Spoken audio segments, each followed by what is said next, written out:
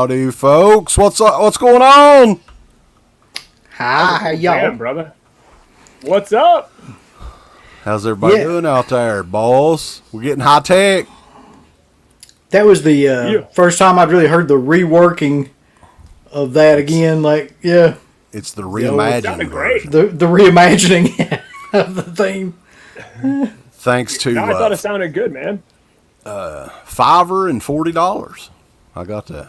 So. Oh, really? Yeah, you can check Fiverr out, Uncle Bill, because you can, if you need anything done, like a logo, whatever, you can take care of it there. They'll do. There's even puppet people that, what do they call them, ventriloquists that'll make little commercials for you. Oh, Jesus Christ! So I was thinking, fucking Jeff Dunham making me no commercials. I'm a cheap ass, but they have the videos on there. It's like previews, right? So I'm thinking I could rip the video and just make up shit to say for the puppet and use that. Make my own puppet commercial. That's crazy. I've never even been on that site, man. You need to check it out. You can get anything you can think of. And it's kind of cheap too. Like I said, that song was like $40 to get it redone. So instead of me trying to hook everything up and fool with it. So yeah, he did a pretty good job. I had a couple of revisions. I'm kind of picky about that sort of thing, but yeah, I like the fact that he sounded like he was using like a semi-hollow body guitar to play it, which is kind of what I would do if I was going to do it on electric. You know, gives it that twang. Well, maybe he's just using a pedal that stimulates that, but whatever. Still, I found a couple stuff. Like I was looking this weekend, I didn't really do anything, and I was looking through and found like some other stuff. Like there's a guy that did a cover of Dead Pit on the Road as well. So we might actually, if we end up doing Dead Pit on the Road for Halloween kills, we might figure out a way to use that or something. Wow. Hell yeah. So, what's going on? Uncle Bill is here as a surprise.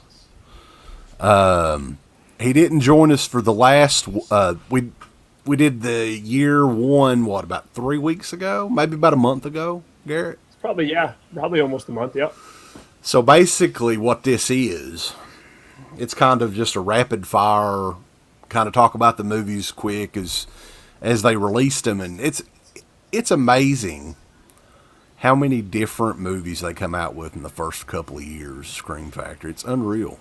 It broke Garrett up, I'm sure, because you bought all of them, didn't you? Yeah, not good. I was going through it today when I was like getting them all ready, and I'm like, shit, I do have every one of these. What's funny though is I think this is the year I bought the most stuff too from Scream Factory, because I've got almost all of these too.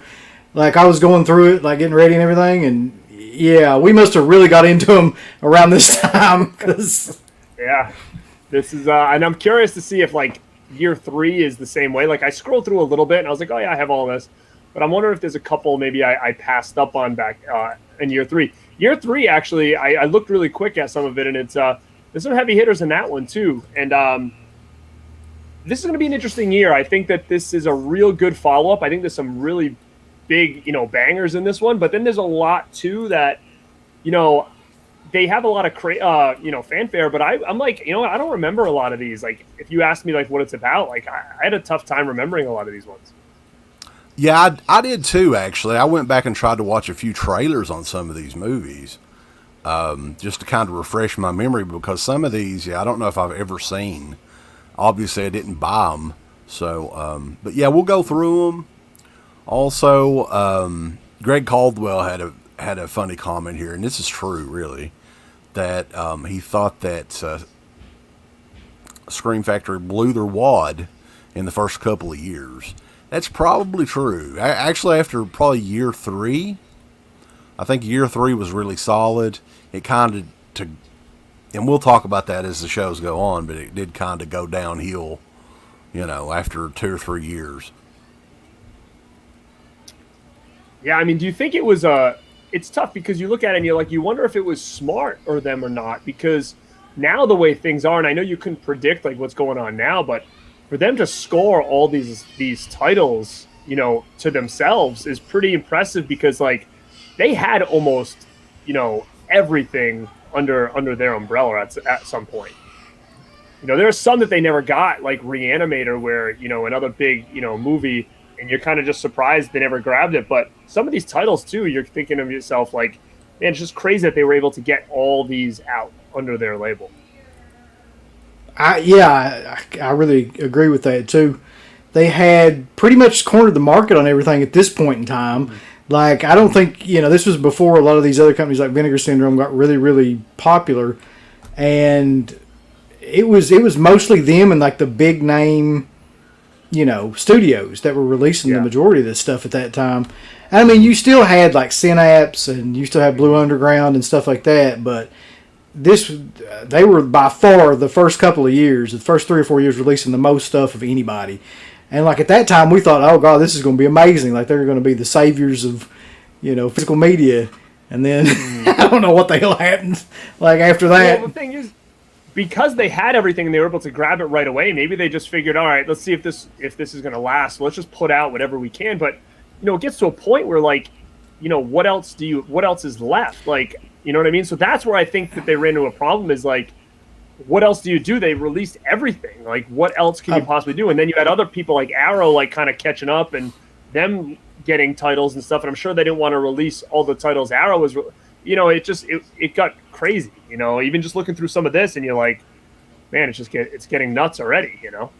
Oh, apparently you re-release everything with enamel pin sets. That's what you do.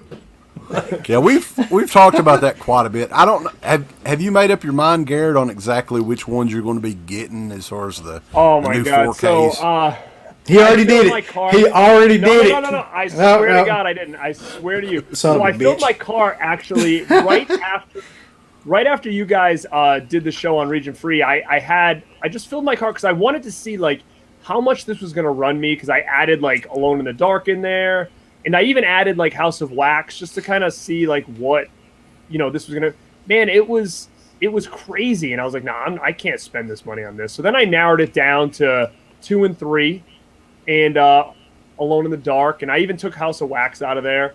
And even with just those 3, I was already like well above $100. And then, you know, it still kind of dawned on me like, fuck, like I'm $100 in already and I've only got 3 titles here. Like, those are $40 a piece. I mean, that's already bringing me to like $80. And then I thought to myself, you know what? Like, I don't know what the hell I'm going to do. So I just clicked off of it. Like, I haven't pulled the trigger on anything yet. And I do want Halloween 2 and 3.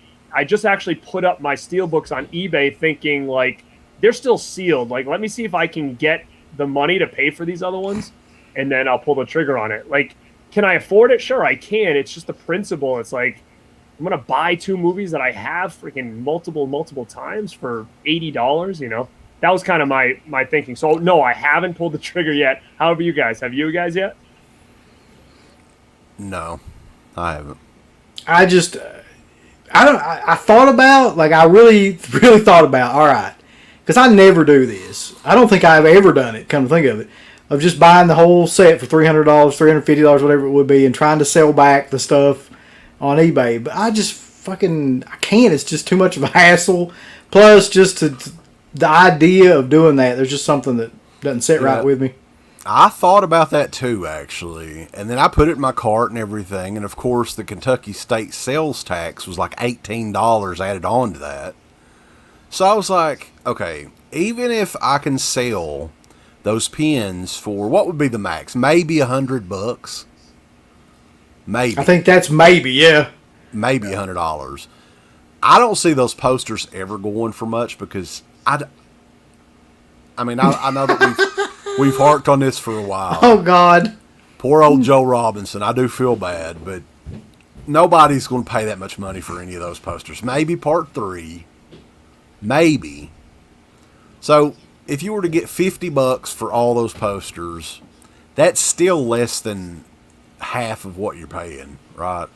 And eBay's taking 25% of that shit. So I just didn't want to fool with it. I mean, for me, like, I'm going to wait and see if there's any sort of deals before these come out they're coming out in late September, is that right? Or is it early October? I can't even... I think it's September. Yeah. Mm-hmm. October's when they're going to release the box set, so... I'm still thinking that Probably. I swear to God, that's probably what will happen. Suckers. Still thinking we may see these in some stores, and they may be a little bit cheaper than what you're seeing online. So I'll wait and see. Here's what I don't understand is at this point I understand, like, I even had that thought too, like, okay, I'll get everything, I'll sell everything off, it'll pay for what I want, but like spending like $300 and something, like, in hopes that you're going to gain some money back, like, I didn't want to go that route because I have enough shit I'm sitting on, like, that I want to just sell that was mine already. Same. Like, I don't need to keep adding more stuff to like this room that I'm trying to clear out to make space to like add more stuff in there. And at this point you're wondering, like, who wants these posters and shit that aren't going to just go get it? Like, who's waiting that want these? And they're like, I'll buy them when they get on eBay. Like, I can understand, like, the old stuff. Like, a lot of these titles we're talking about now, like, I could sell some of these posters relatively expensive because people weren't on top of things like they are now and really understanding, like, that when these are gone, they're gone. So, to me, it's like, who... You could probably sell them, but who at this point, like, is the market even that big for resale on these things? Because why aren't they just buying them straight up at this point? They all know the way it works, Yeah, Halloween's just one of those things too where there's so many people that have their eyes on that you will never really be able to, I don't think, make a huge profit off that based on people who wouldn't have got it, like, just right now. Plus, they've given people like 15 different ways to buy them damn things too, so it's like, whoever wants whatever's going to get them. Yeah, I mean, for whatever reason, there's always going to be people that didn't get it at the time of. I don't know why, because I think there was somebody that posted on the region free video that they're getting all of them because they missed the box set. Maybe they didn't have the money at the time or what. The box set wasn't really available that long, I don't think. No. Right. Like, but that's different. Like, if someone doesn't have these, like, good editions of these, like, I'm fine. Go for it. But, like we talked about before, I have, for Halloween 2 and 3, I've already have 3 editions through just Scream Factory alone that to buy a 4th version of this thing, it just kind of irks me a little bit. Like, and I understand the 4K is what's really pulling me in, but there's not enough meat on the bone. And Piz was doing a stream, I think, last night, on the Scream Factory site, like, filling his card up, thinking, like, he was kind of going through the same thing. He didn't buy anything, but I messaged him in there because he was talking about the soundtracks. I'm like, do you guys realize that these soundtracks have 2 songs on them each? That is it. I think that's a soundtrack. It's the main theme of the movie, and then there's like a different version, like, on the other side. It's a 7-inch. It's a small little record with a single song per side. Yeah. Like it's single. And the thing is that I hope people don't think this is like the full-on soundtrack, because it's not, and they're going to be sadly, mistaken when they get this thing in the mail and it's like this big. You know what I mean? Like, I don't think people realize that, because he didn't realize it. He's like, wait, this isn't the full soundtrack? And I'm like, no. And he looked it up. He's like, oh wow, it isn't. Like, so I don't know if people are not looking at that. Yeah, I would be willing to guess that they're not. They're just thinking, oh, it's the vinyl soundtrack that I'm getting with it, because it is it's like $25 more than just the standard edition or whatever. Or is there, how many different sets are there? Or is there just the 2? There's 3. There's like just you mean set wise, or just like the whole thing? You can buy them individually. You can buy them in the $245 one, or you can buy the $299 one. Okay, so if you're buying them individually, you're paying $25 more to get the records per movie, right? Mm-hmm. So they're probably thinking, just judging by the price, hey, it's $25 more, for sure it's the whole soundtrack. But no, it's just some fancy fucking box with 2 songs. Honestly, if anybody's buying that, the soundtrack thing, they're buying it to resell it. Like, that has to be it. Because I'm sure there's a small percentage of people, like 20% or something, that would keep those. But even with the shit that I have, I don't think I would keep that. Like, I don't know what you would do with it. You're going to go sit there and listen to it. Already. Listen to one song over and over again. Over and over again on your record player. And I would say most of the 7-inch singles that you purchase, like if you get one at Record Store Day, that's a special one, right? It's more than the normal. If you're buying one normally, it's like $8, right? Record store day one, $12. They're never any more than that when you buy them new. But of course, Scream Factory has a fucking exclusive little, box that it comes in that jacks the price up more. But it is what it is. We'll see. I mean, they say that they're 60% sold out of those record sets. So evidently people are buying them. So look, they can be 80, 85, 90% sold out. Like, this is one that I'm totally going to wait. Like, I've just made up my mind. I'm not going to do it. I don't give a damn. Like, in the past, I probably would have caved on something like this, but I'm just not going to spend $350 or $300 or whatever on all this shit. Yeah, I mean, I'll probably buy I'm noticing most people are saying they're interested in part 3. I'm interested in 2 and 3. I don't think the other ones are really going to even look that good, but I'm gonna hold out and wait because I'm not going to watch any of those movies until sometime in October anyway. Yeah. So I'm fine waiting it out to see how low it'll go in price. Don't give one single fuck about those posters, so that doesn't matter to me at all.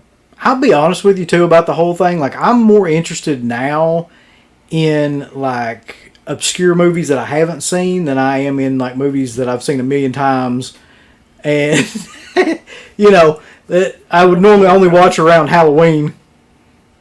Mm-hmm. Right. Yeah, it's a lot more fun to discover these movies and stuff for the first time. Like, first time I watched Berserker, it was just a magical moment, Uncle Bill. I mean, isn't it though? Seriously, like, you can never relive watching Madman for the first time or Berserker or, Slaughterhouse. Like, there's just something about them when you first see something like that that's, I don't know. It's a lot better than watching something for the 50th time that you've seen. So, I mean, this show, though, we're going to get in. We did the first year of Scream Factory about a month ago. So this is part 2. And we're starting with, I think the one we ended on last time was Day of the Dead, which was the killer edition. Mm-hmm. And this is going to be another running theme with most of these editions. The artwork was done by Nathan Thomas Milner, who Scream Factory no longer uses, and we talked about that last time. Do you have any insight into that, Uncle Bill, on why that may be? Because a lot of these artworks, and I pulled a few of them here, are freaking awesome. And he is, and we saw those Halloween ones, and they're not so awesome. I'm gonna guess. I mean, I don't know, and this is something we should probably ask Sleepy or somebody like that. I'm going to guess it's probably due to time and, like, budget reasons. That's because I can't imagine Nathan Thomas Milner pissed him off. Like, he was just like, fuck you. I don't want to do your shit no more. I got to imagine it's probably just that, because I would say when he does something, it probably takes a considerable amount of time, and he probably doesn't just, crap something out there. Somebody else is bringing up the Ronnie Millsap quality control at Scream Factory. John Crescent. So, we're going to go ahead and get started, though. The first one up in the second year, I've got them here by order, by God. What in the hell was that, a mousetrap? That's my... That's my fucking... His foot's like stuck in a mousetrap. He's like, oh. That'd be killer if you could hear a little mouse screaming. That's my can, dude. That's my can. Okay. God damn. So a mouse trap. That's what it sounded like. I thought a little mouse just got. The first one up for the second year, though, it's a good one. They started with a good one. September the 23rd, 2013. John Carpenter's Prince of Darkness.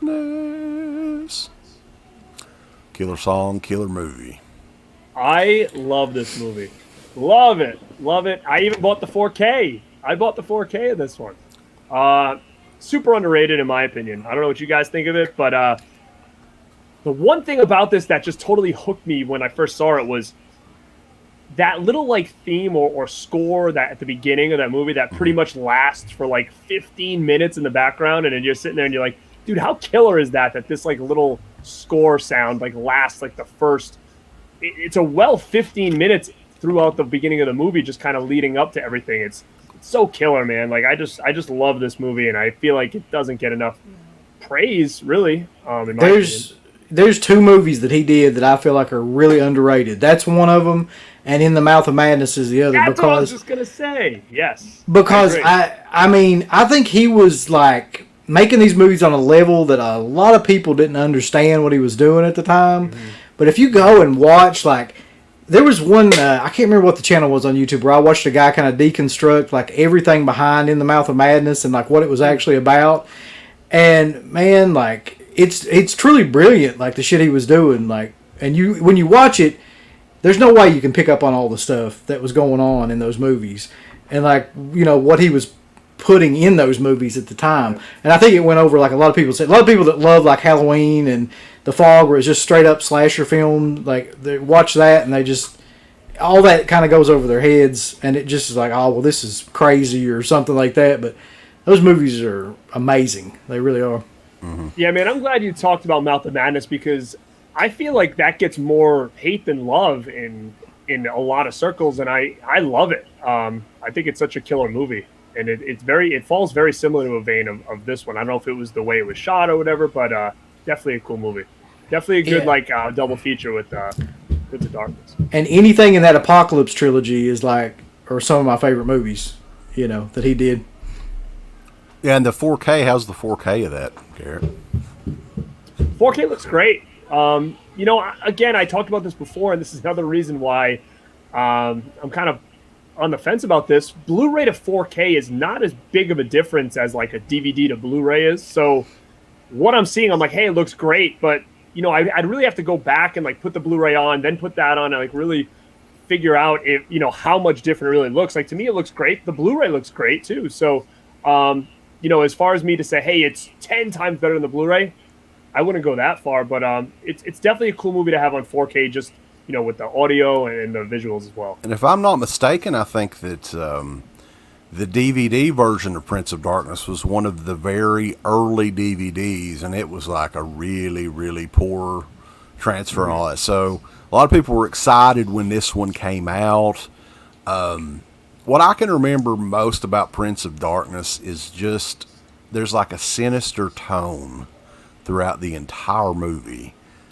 I don't know what it is, but nobody nowadays can capture that hardly in a movie.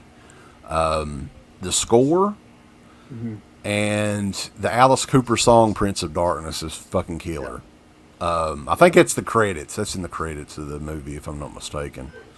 But yeah, it's a great movie.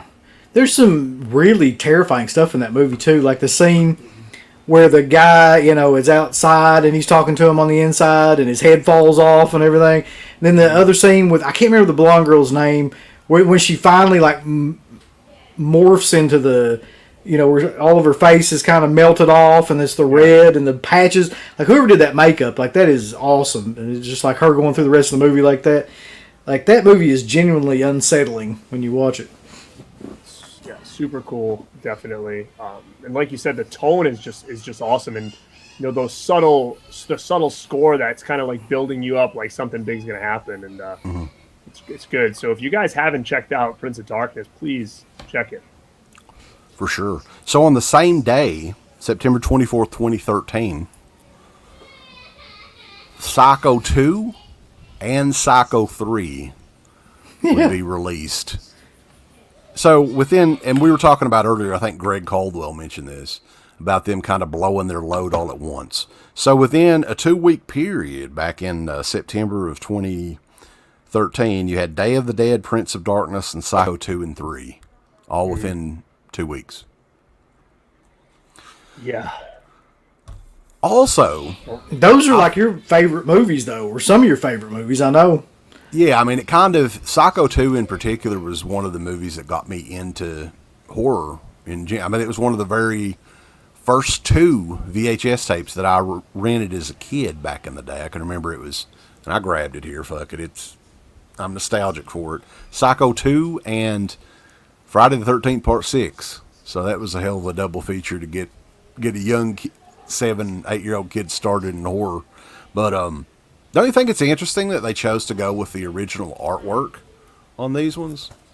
Yeah, especially because there's like not many times that they did that for those collector's editions. And again, I'm just going to show you how crazy my brain works here. Is like I said, collector's editions, I always want to make sure I have the slip, just because that's kind of how it's rolling through.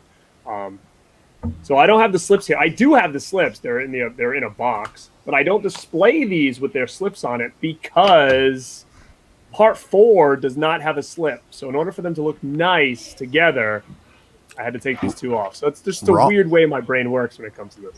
Ron Compostine, I probably mispronounced that, but I'm from East Kentucky, so he says, I remember Psycho 2 and 3, they were not allowed to do new covers for, so maybe that was some sort of deal with Interesting. Universal. Yeah. And but those are to great. be honest, I agree like, with Wes. yeah, I love the original artwork on both of these.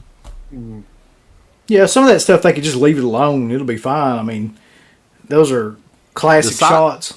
The Psycho timeline is freaking hilarious, though, really, because, Psycho was 1960, and they didn't touch the movie, they didn't consider it a franchise, really, I guess, until 87, and then they kind of fought over what in the fuck they wanted to do with it, because you had the Bates Motel TV movie and Psycho...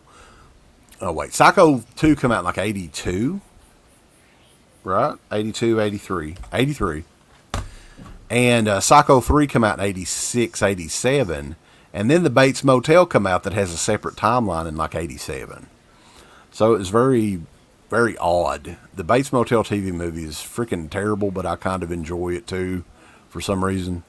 Do you guys have any memories on the Psycho franchise after Psycho 1? I just remember being just blown away by how good Psycho 2 was. Like, and I don't think I saw Psycho 2 until sometime around when we started doing the show. I don't think I'd ever seen it before that time. No, I don't think so. And because I remember watching it and just being like, wow, this is like a really good film, because you wouldn't expect it to be a really good film.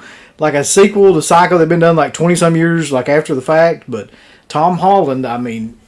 It makes sense in a lot of ways, but Psycho 3 maybe not so much, but Psycho 2 was amazing. Yeah, Psycho 3 is like, you could tell they made it due to the success of Psycho 2. They were like, oh hell, we've got to do another one. We've got to figure it out. And it's fun, but it's not the same. Like, Jeff Fahey's in that one, and that Diana, what the hell's her name? I can't remember. She was in Mommy Dearest. She's in it. But it's okay. Yeah. Diana Scarwin or something like that. Something like that. I know who you're talking about now, yeah. And, but yeah, I mean, the sequels, I can live with both of those sequels. Even Psycho 4 later on, I kind of enjoyed that. It's kind of a precursor to what the most recent Bates Motel show was, I guess. Yeah, I love all the sequels, actually. I saw all the sequels before I saw the original, believe it or not. And I absolutely loved them. I think I saw them on like a Saturday afternoon after Superstars or something like that. They did like a marathon of all three of the sequels. And I loved each and every one of them. And I think it was just super cool that after all that time went by, you had sequels and they included, what's his name there? Jesus. I can tip my tongue. Norman. Anthony Perkins. Yeah, Anthony Perkins. Yeah. So the fact that he was still involved, I think it just made it extra special. And I love all three of them, 2 especially. And I do get 2 and 3 mixed up a lot because it has to do with like a young girl that comes in. And what's 3 is the nun, right? That's the 3. Mm-hmm. Yeah. So I loved all 3 of them, and I used to think that the 4th was even pretty good. As a kid. Is that the one with the radio show and all? Yeah. See, I keep forgetting. Like Mick Garris directed that one. That's the one where Olivia Hussey shows up. Baby. I still remember that scene in church when I was a kid where they were in church and she like grabbed his nuts or whatever. Remember? Who could forget?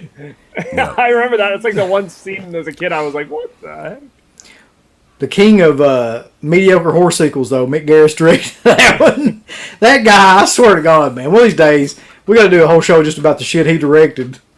Like Critters 2, Psycho 4, Cat's fucking stuck there. What the hell you doing? Oh, God.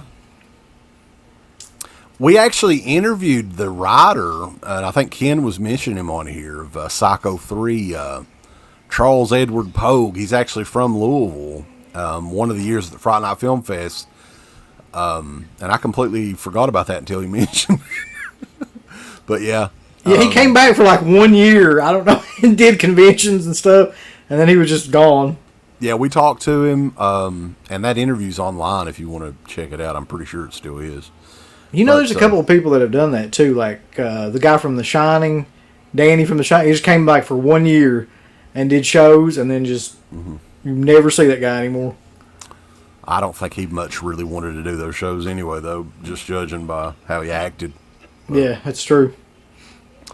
So the next big release was just a week later, continuing to talk about how Scream Factory was blowing their load.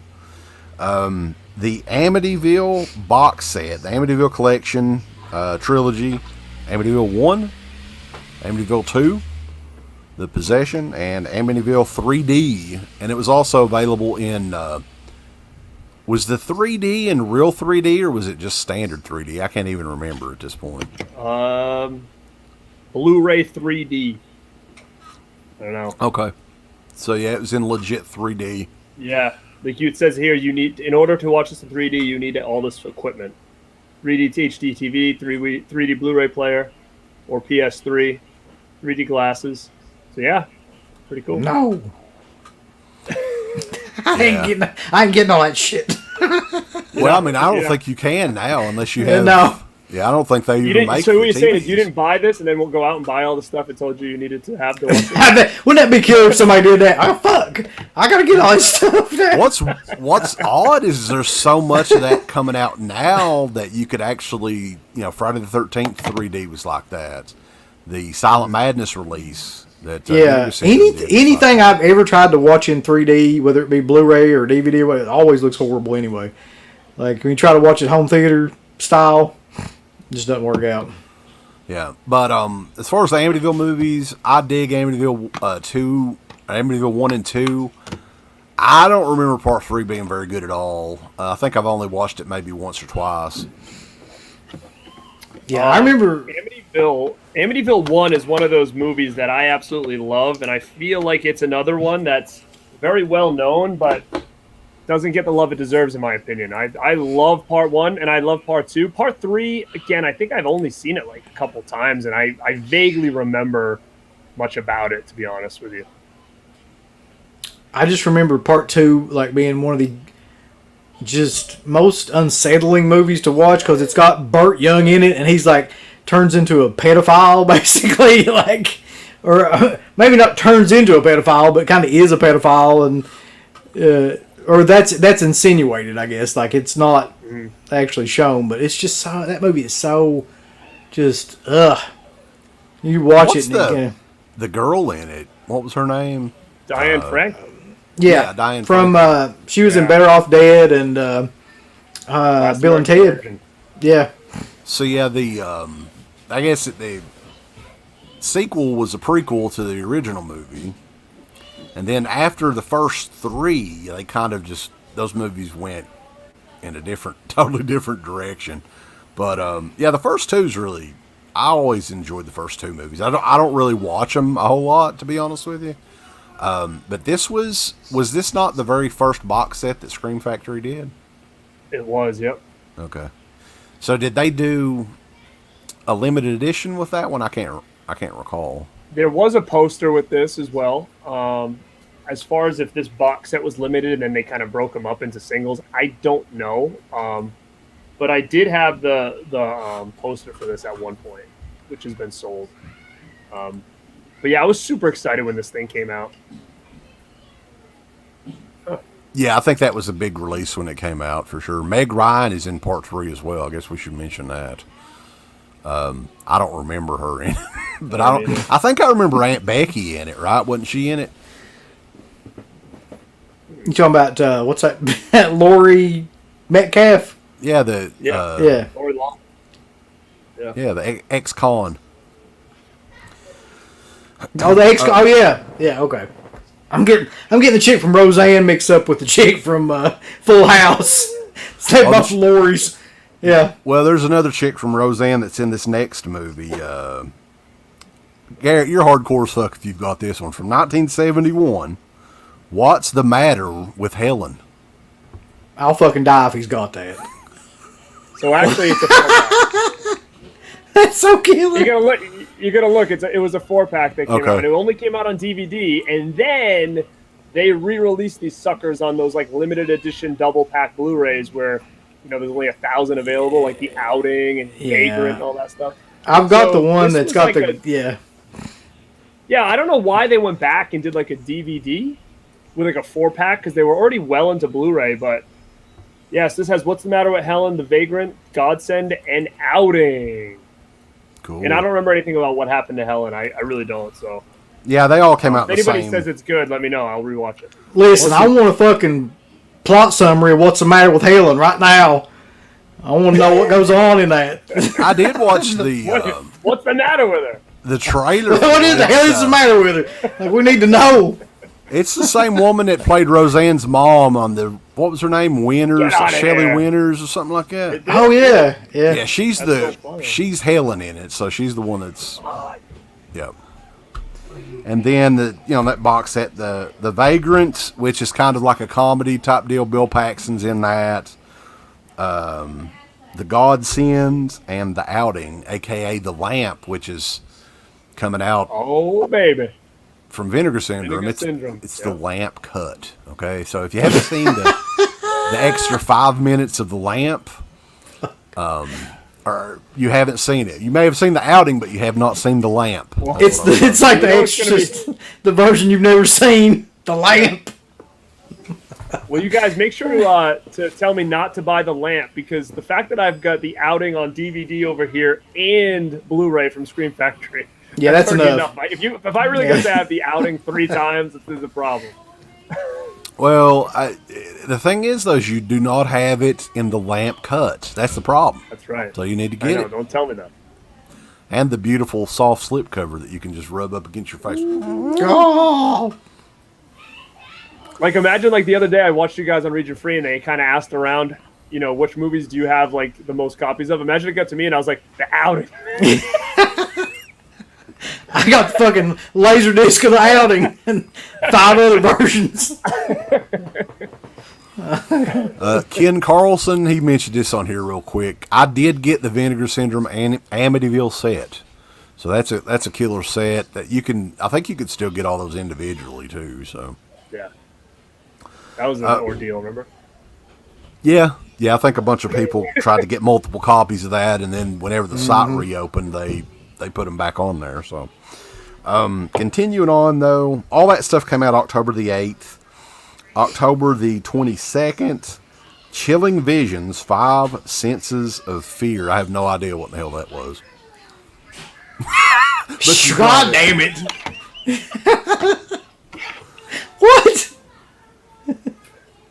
If you ask me what this is about, I have no idea. I don't even think I've ever watched it. All right, then. Now listen. There's about like 6 or 7 movies coming up from AIP, and I swear to God, if you got every one of these, there's something fucking wrong with you. I'm just gonna tell you right now. There's like this one's called My Sucky Teen Romance is in this. So I did. Actually, bro, you know what's in this? Yellow Brick Road. It says. Really? On Blu-ray? That's what it says. Huh? Yeah. Are you sure? Directed by Jesse Holland. I don't know if that's the same one. Yeah, I think it is. But if that's... Oh, then I need to get rid of my DVD. I can't have 2 versions of Yellow Brick Road here. Well, you need to get that in there, CK. Like, that's actually something you probably want. I'd say you... That's a killer movie, actually.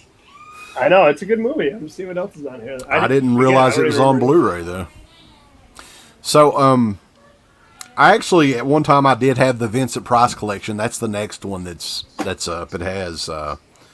House of Usher, Pit and the Pendulum, The Haunted Palace, The Mask of the Red Death, Witchfinder General, and The Abominable Phoebes, whatever. So, yeah, that one was out of print for a while, and I actually sold it on eBay for a whole lot of money. I think close to $200. So, yeah, people were nuts on that. But it went back in print, right? Yeah, so I'm gonna I'm gonna be honest here. I did the exact same thing. So I actually sold my Vincent Price collections as like a big lot at the time when that thing was like on fire. So I actually don't have it anymore. It's long gone, but I got good money for it. I sold all 3 of them. So we found something that Garrett doesn't have. He had it though. He just I had it too. It's gone. But I'd rather have $200. I needed the money to pay for the rest of this. Listen though, like with all the Vincent Price collections they've been releasing over the years, I'm sure you can get all those movies again. Yeah, I have them all somewhere on DVD. I have them all, so that's why I was like, whatever, I'll take the money for it. When is the Spookies live commentary coming? I guess we need to figure that out and do that at some point. That would be nice, yeah. Let's get spooky. Whenever. Okay, we'll figure it out. Yeah, we were actually, we may have done it this past week, but we were doing the region-free thing, so kind of want to limit my streams to at least once or twice a week. Yeah. I won't be one of those guys that gets on. I can't do it every night, but yeah. Okay, continuing on. Was this another double feature here, Garrett? Cellar Dweller and Contamination Second. Another is what? The 4? Dungeon Master. Okay. The Dungeon Master, Cellar Dweller, Contamination, Catacombs. Which again, these are all the ones that already been like they got re-released on like a double pack, which I think I have those too. So yeah. I've got like 2 Dungeon Masters in my collection. Now this was when they were licensing stuff from Empire Pictures. Like I know that's what that was, because I remember that time period, and they got a bunch of stuff from them. I don't think they got much from them after that, but I definitely remember that. Good old Cellar Dweller. It's that's got Charles Band's stank all over it. That movie does. Yep. The next one though, I'm sure we'll talk about it a little while. It was originally a Showtime original movie, and it seemed like there for a long time nobody knew about it. I know me and Uncle Bill talked about it for a long time before it came to... Was it on DVD, but it was like very, very difficult to find, out of print or something like that, right? Yeah, it was. It was very hard to find. I'm trying to think who put it out. Maybe like Artisan or something like that. But it was a tough one to locate, and I'm pretty sure I had it at one point. And I may have gotten rid of it once this came out. But yeah, it was pretty sought after for a while, and it was pretty unknown as well. Yeah. And I don't remember where the hell I saw that movie either, but I remember watching it. I had a VHS tape of it for a long time, and we watched it. I don't know if that was the first time you'd seen it, but we'd watched it together a couple of times back in the day. But it's a movie that's actually directed by Tobe Hooper, and it's presented by John Carpenter, and it has a cameo from Wes Craven. I think Roger Corman is in it. I think there's all kinds of little cameos in it. It's been a little while since I've seen it, but it is Body Bags. There's something about that movie. Well, I love any anthology movie, but that one in particular was amazing. Just because I think John Carpenter did like a lot better job than I would ever thought he would have as the, what is he, like the mortician? I don't know what his actual, yeah. Yeah, he's like the spooky, he's a mortician in this. Technically, it's almost like he's the crypt keeper or something, really. I mean, you can definitely tell that's what they're going for with this. But the stories are all a lot of fun. The gas station one with Robert Carradine's really good one. I like the Stacy Keach one quite a bit. With the little hair. He gets the little hair transplants that are aliens. Yeah. No, it's a good one. I don't know how, it's probably been a long time since we talked about this on the show or anything, but it's one that I definitely highly recommend y'all seek out. Is it out of print now or not? I pulled it out here because the artwork on it is awesome. Yeah. I love the artwork. I don't know if it's out of print, man. I'm not sure, but it is awesome, and it's another one of those movies that it doesn't get talked about enough, especially when it comes to anthologies. I mean, this thing is killer from front to back. you look at Creepshow and it's Creepshow 1, 2, but this falls right in the same vein as that, in my opinion. Well, speaking of which, Matt wants to know, just off the top of your head real quick, what are y'all's top 3 horror anthology flicks? God bless. Okay. And off the top of my head, I would say Creepshow 1, 2, and Body Bags. But again, if I thought harder about it, I may change my mind. Would you consider Trick or Treat an anthology? Yeah, Trick or Treat's definitely an anthology. I'm going to say, I go with Creepshow. It's probably my favorite.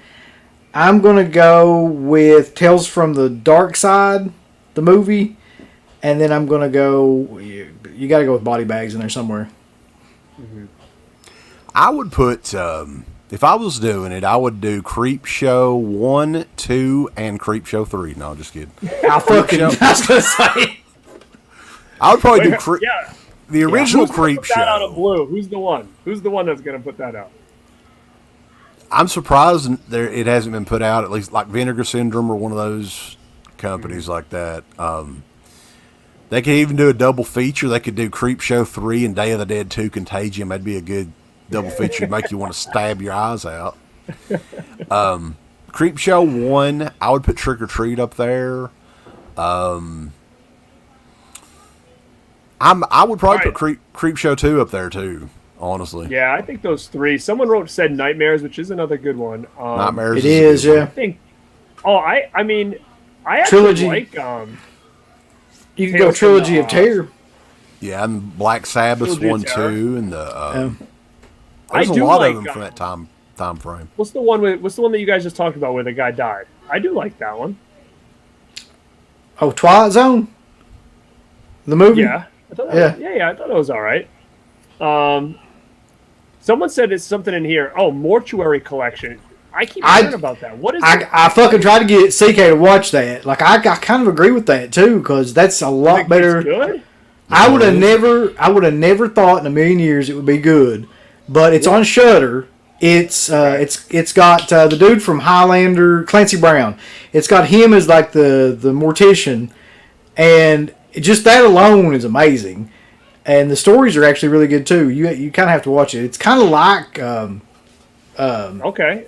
So you're giving Body it Bags. I keep hearing about it, but I needed some good a good source. So if you're telling me it's pretty good, that's at my Walmart. I walk by it like every week at some point. I'm always looking at it. I'm like, so it's there. I'll put it over I'll put it over just for Clancy Brown's performance in that movie.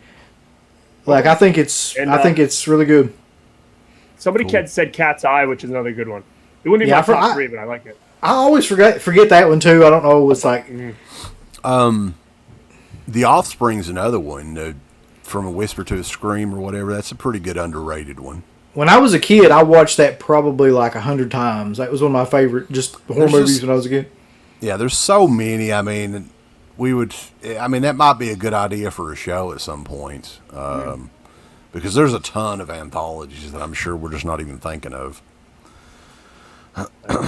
Continuing on, though. We're in November of 2013.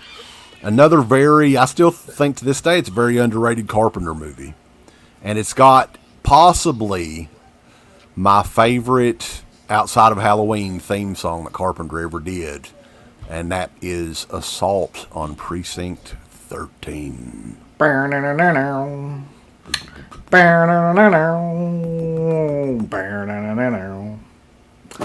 Yep. And also there's this scene in there like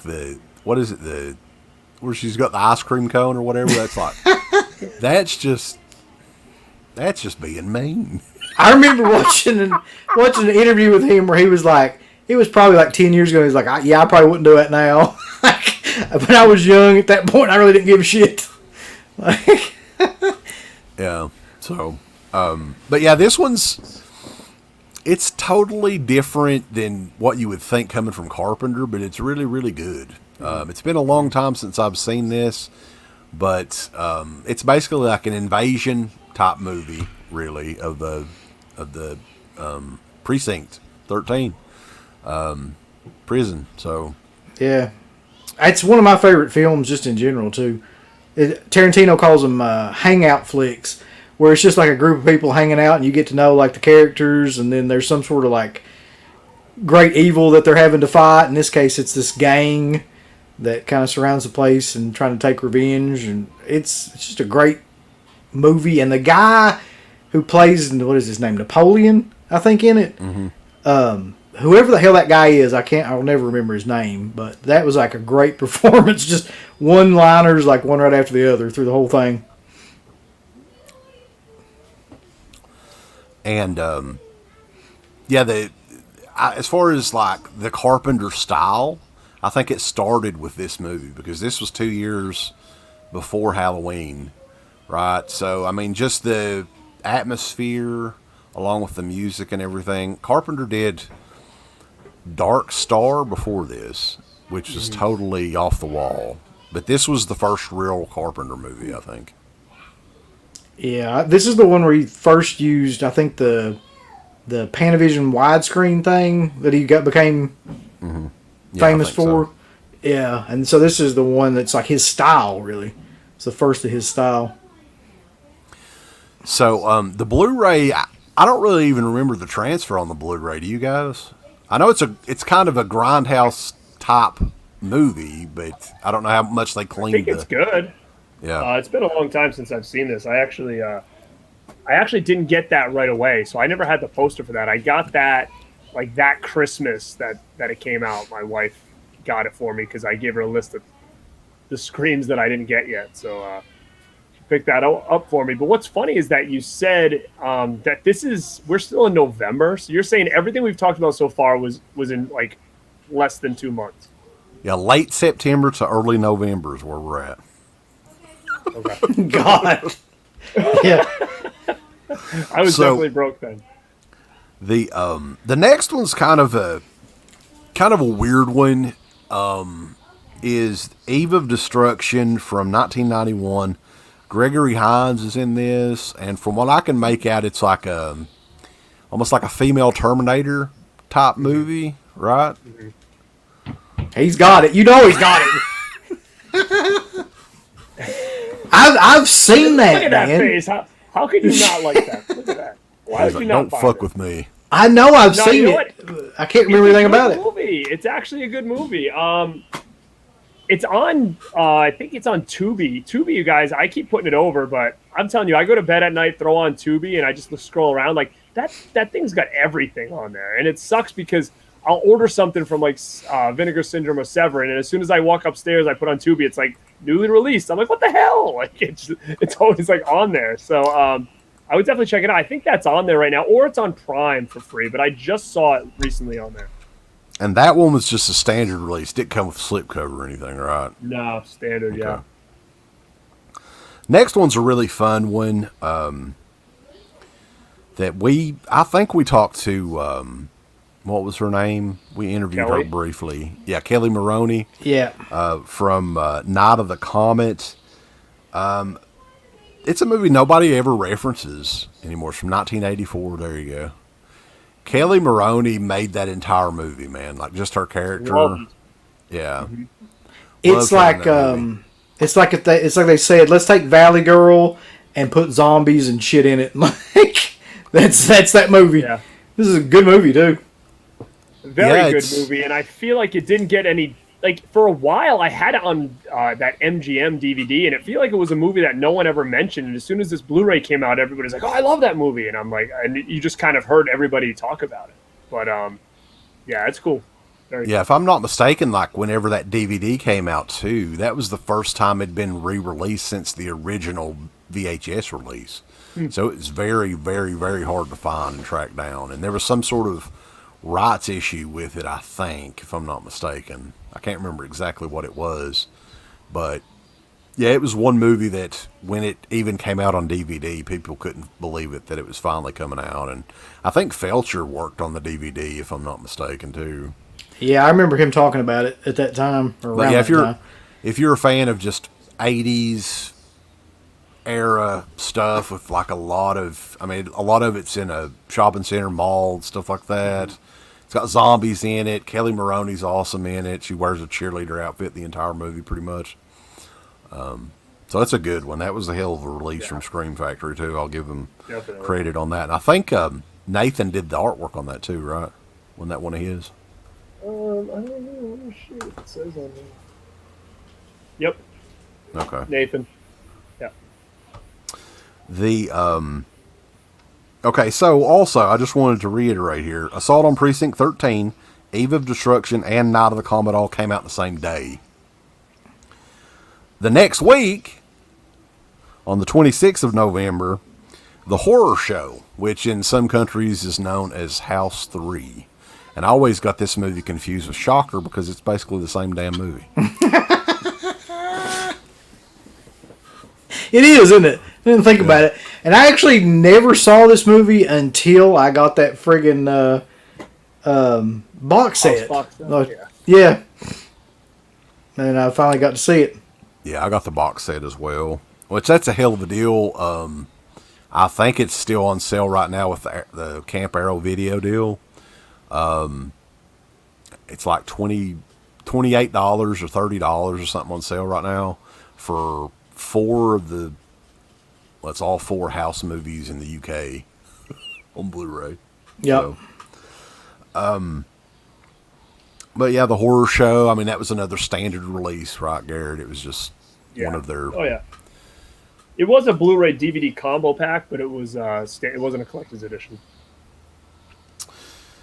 Saturn 3. I have no clue what the hell that is. I swear to God, there's no way you have that. Saturn 3. What the fuck? Now, Man, here's the thing. Listen. Saturn 3, this is actually a pretty good movie, but is there a part 1 or 2, or is it just, like, what's the deal with this? Like, was it just called Saturn 3, or was this a third of a bunch of movies? Maybe it was the name of a ship was Saturn 3 or something like that. Spaceship. Kirk Douglas in it, man. So, is it like, it's got to be sci-fi, right? It is sci-fi-ish, yeah. It's been a long while. I think I saw this when it first came out, and I had never seen it prior, and I was like, oh, that was really cool. Takes place on a ship, for sure, and it's like I can't explain it. I'd have to rewatch it, but I do remember being very surprised that this was good because I had no idea what it was going into it. Continuing on here now, this is just scary shit if you've got this, Garrett. I don't want to, I guarantee you he's got it. I guarantee it. I'm not. The TV Terrors, The Initiation of Sarah, and Are You in the House Alone? Listen, I didn't get the Vinegar Syndrome one because it's on here already, these two. So I've already got them. So I didn't buy the Vinegar Syndrome one because these are on there, Yeah, but you'll have it in better quality if you get the Vinegar Syndrome one. It'll be an HD. Not be that. Don May'd really be yelling at you right now if he was here. Do you remember those movies at all? Anything about them? Nope. Nah. The next one up, and we're still in 2013. This is December 17th. The Beast Within. Oh, this is a great movie. Yeah, I got that one. Really is. Scene's killer, dude. I think I've got the Arrow version of that.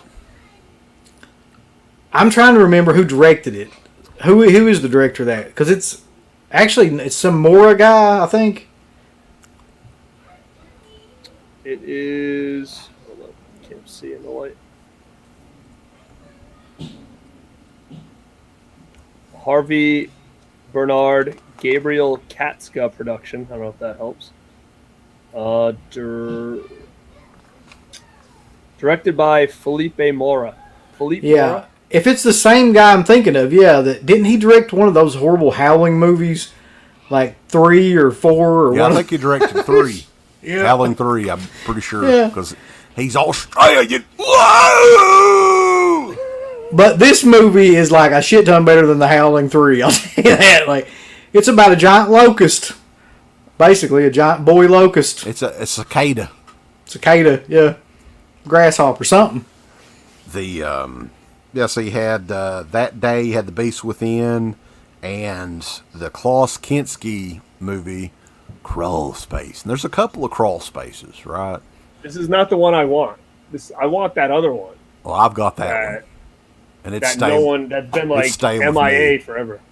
Dude, I never found that. I've never come across it. I wasn't going to pay the money they wanted, so Yeah, that's one I do not have in my collection. It was very sought after for me, for everybody, for years on DVD. So Yeah, it's like over $100 all day on eBay. I think it's the TV movie Crawl Space, right, from the 70s. yeah, and I've heard good things about it too. So Yeah. it's very similar to like a Bad Ronald, I hear, or whatever. Right. But Yeah, there's a lot of those movies like that. yeah. TV movies for some reason. People that are stuck in the walls and shit in the back in the 70s. That was a big thing, yeah. It's just people coming out of the walls. Scare the hell out of little kids. There's somebody in the walls. They're going to get you if you don't go to bed, you little motherfucker. Yeah. Like the gate. That fucking guy's still on the wall. Look, if you don't go to bed, Jimmy, he's going to come out of the wall and rip your asshole out. Maybe that was that noise we heard earlier at Bill's house. Yeah, it's somebody's trapped in the wall. He's going to pull my asshole In the out. wall.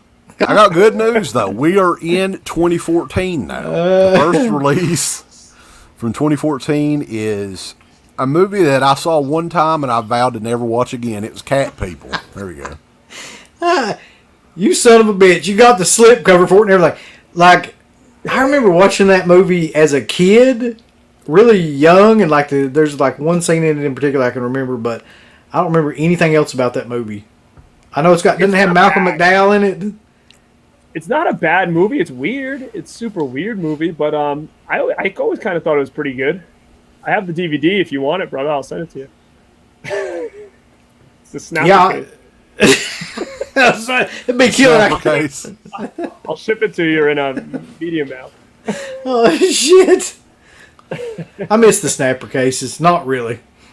Now, you know what I did, honestly, with all of my Send me your snapper address. It's coming cases? your way. Well, Uncle Bill All right. I gave you one of the, I don't remember which movie it was. All the snapper cases that I had, right? I took the snapper part off and just put them in plastic bags. Oh yeah, it was. God damn it! What was that? You let I me can't borrow it remember. not too long ago. Yeah, I can't. But yeah, remember. I've done all my snapper cases like Oh, that 'cause I can't 13 stand them. 13 Ghosts. Yeah. Yeah. And I actually bought the Scream Factory one, so you're good. Don't worry about it. Die Monster Die was the next one, the same day, January 21st. What do you think about? Oh, there you go. This is just amazing to me. I have no clue what this is about. I don't even know if I've ever watched it, to be honest with you. Boris Karloff. No idea. in it, right? But again, doing these shows might give me a whole list of things to rewatch because I don't remember much about some of these. Yeah, I mean, I honestly feel like, as far as like Dead Pit content and stuff, we need to kind of review some old school shit because we've never really done that. Yeah, I just think that just skipped us like a generation. You know, like that's just not something we grew up watching.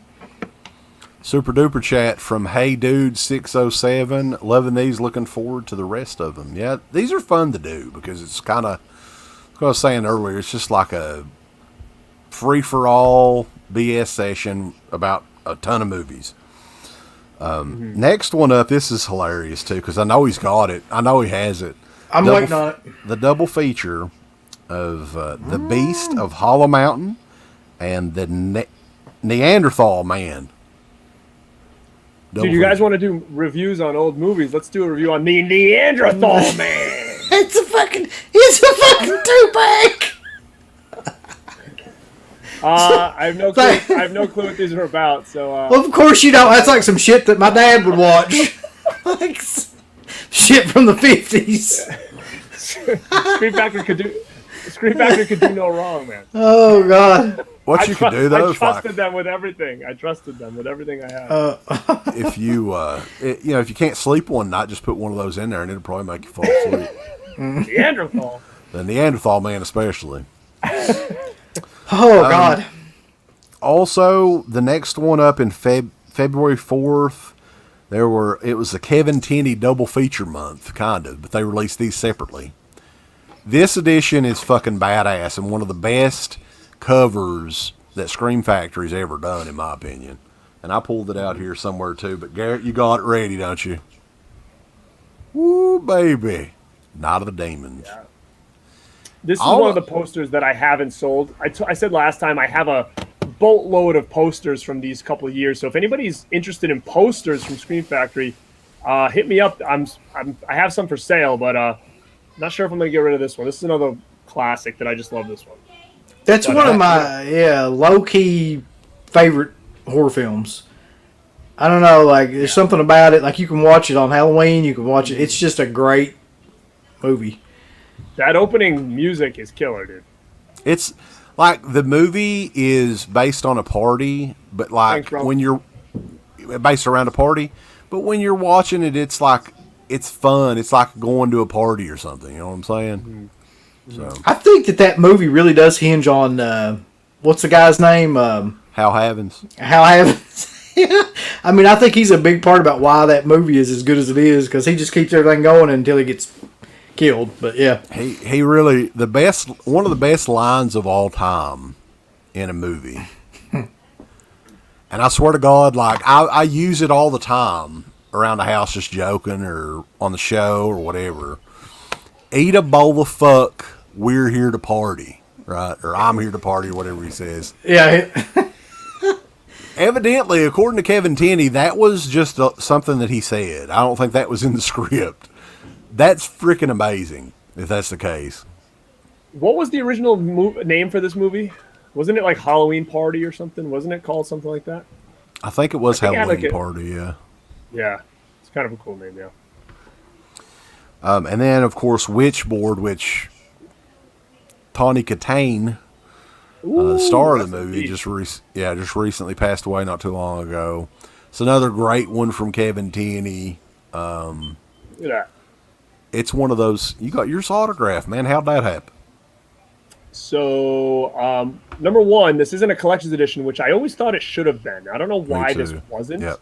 But I don't know if you guys remember, but back then, Dark Delicacies were doing like a shit ton of online signings where you could like pre-order like a lot of these Scream Factory titles or movies in general, and then they would do a signing and then send you the disc and autograph. So I think it was cheap. Like I think it was like $40, and I got the Blu-ray and all these signatures on it for like $40. So who's on here is Kevin Tenney, J.P. Lubson, Stephen Nichols, Kenny Rhodes, and Roy Wagner. So it wasn't a collector's edition, so it didn't have a poster or anything. So I ended up getting that from Dark Delicacies on an order, which I also did that for those documentaries that they did for Friday the 13th and Elm Street that have like a shit ton of signatures on there. I don't know if you guys remember that, but it's like boatloads of people on there.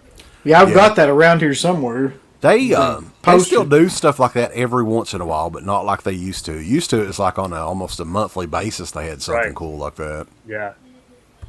But yeah, both of those movies, Witchboard and Night of the Demons. Kevin Tenney's one of those guys that I think that we definitely want to get him back on and I'm pretty sure we can. He's one of the coolest guys that we've ever dealt with the show. So he'd be a cool maybe live stream interview to do, maybe closer to Halloween or something like that. Yeah, he just at one time we were at that show and he just called me up or texted me and was like, "You want to have breakfast?" I was like, yes I would. And then we just had fucking breakfast together and he was talking about movies and stuff. Yeah, it's one of the most bizarre kind of things that's ever happened. Genuine guy for sure. Funny too, funny as hell. If you don't have him on Facebook, definitely add him because he posts some entertaining stuff on a daily basis on there. Continuing on, though, this is another one that I was kind of baffled by because for the longest time I didn't even remember it coming out. And it should have not only been on a single disc release, it should have had its own collector's edition. And that was Bad. It's a double feature that was released, Bad Dreams and Visiting Hours, on February the 18th. Yeah, these are two good movies. Yeah. Were these Anchor Bays, I think, back in the day? Right. Were they both? Yep. I'm thinking they both were. Bad Dreams has one of my favorite villains, and he's been in a couple of my favorite movies, which is Richard Lynch. He was in... I love Richard Lynch. He was in... he loves me too. One of my other favorite movies, which is Invasion USA, which is the classic Chuck Norris movie where he says, you know, one of these days you're going to wake up and it's going to be time to die. He's fucking Richard Lynch.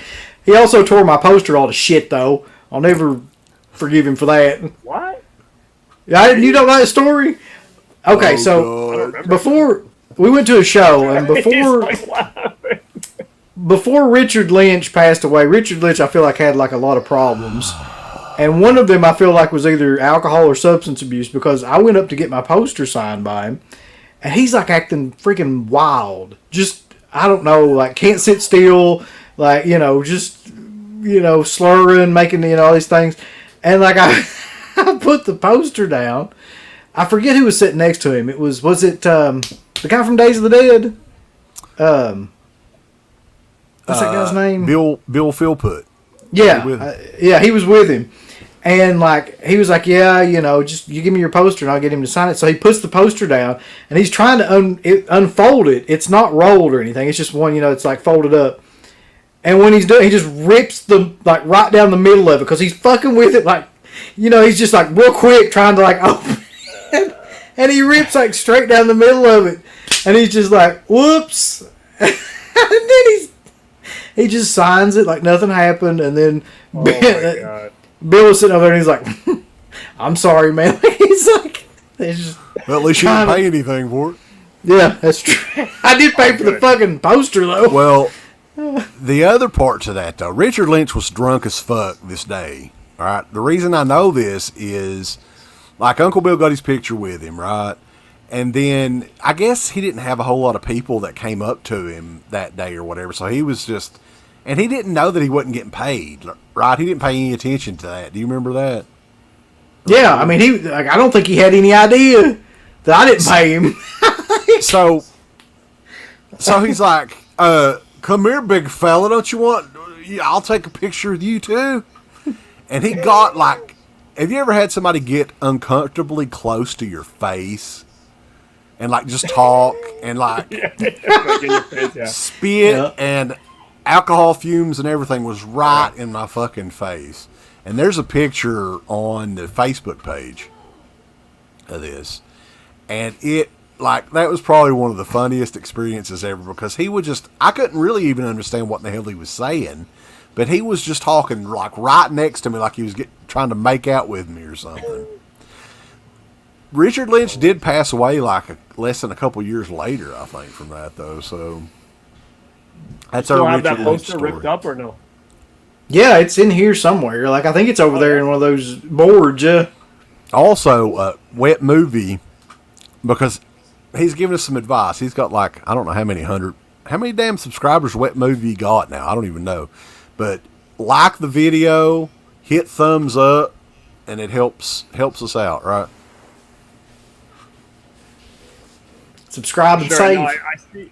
What's up, Brendan? And I also see Doug Connor in here, man. Good seeing you, brother. Doug, what's going on, dude? Ken Carlson, though, back to Richard Lynch, he said that Richard Lynch burned himself in 1967 the same way Richard Pryor did. He set himself on fire. Freebasing cocaine? Well, that would make sense. Yeah, I mean, there are serious alcoholics at conventions, so he kind of fit in, but I think Richard Lynch was probably close to 70 years old at that point in time, right? Or he seemed, I mean, he was up there in age for sure. Yeah. So, yeah. I'm trying to think of who the drunkest person at a convention was we ever met. He would be close. John Dugan, but he kind of always is that drunk, so you can't. Yeah, he can kind of maintain it, though. I think Richard Lynch couldn't hold anything together. Yeah. Any visiting hours? I don't really remember that movie at all. Do you guys? William Shatner's in it, right? Hospital, I think. Yeah. Okay. The Darkman also come out the same day. It's a Sam Raimi movie that nobody really talks about a whole lot. I kind of like it. It's okay, but it's not one that I go back to very often. It's got Liam Neeson. Yeah, so I remember when this came out as a kid, I really wanted to see it. It had a lot of like hype behind it, I think. I can just remember a lot about it, and my mom wouldn't let me go see it. She was like, we're not taking any of that. It's rated R. And you can really tell, though, that this had a lot of like Batman 89 vibe to it, because I just recently tried to watch it again, because it's been years since I've seen it. And it actually wasn't as good as I remember trying to watch it again, but you can definitely tell that it had a lot of vibe from like that Batman '89. I don't know if that was like a purposeful thing. They were trying to kind of bank off that, but you can just tell a lot of similarities between it. Mm-hmm. It's probably been 20 years since I've watched that movie, but I can still remember the freaking amusement park scene just because of how bad it is. And if you've ever seen Darkman, you know the scene that I'm talking about too. So that's about all I can remember. Also, there's one other thing about it too. Wasn't Larry Drake the villain in it?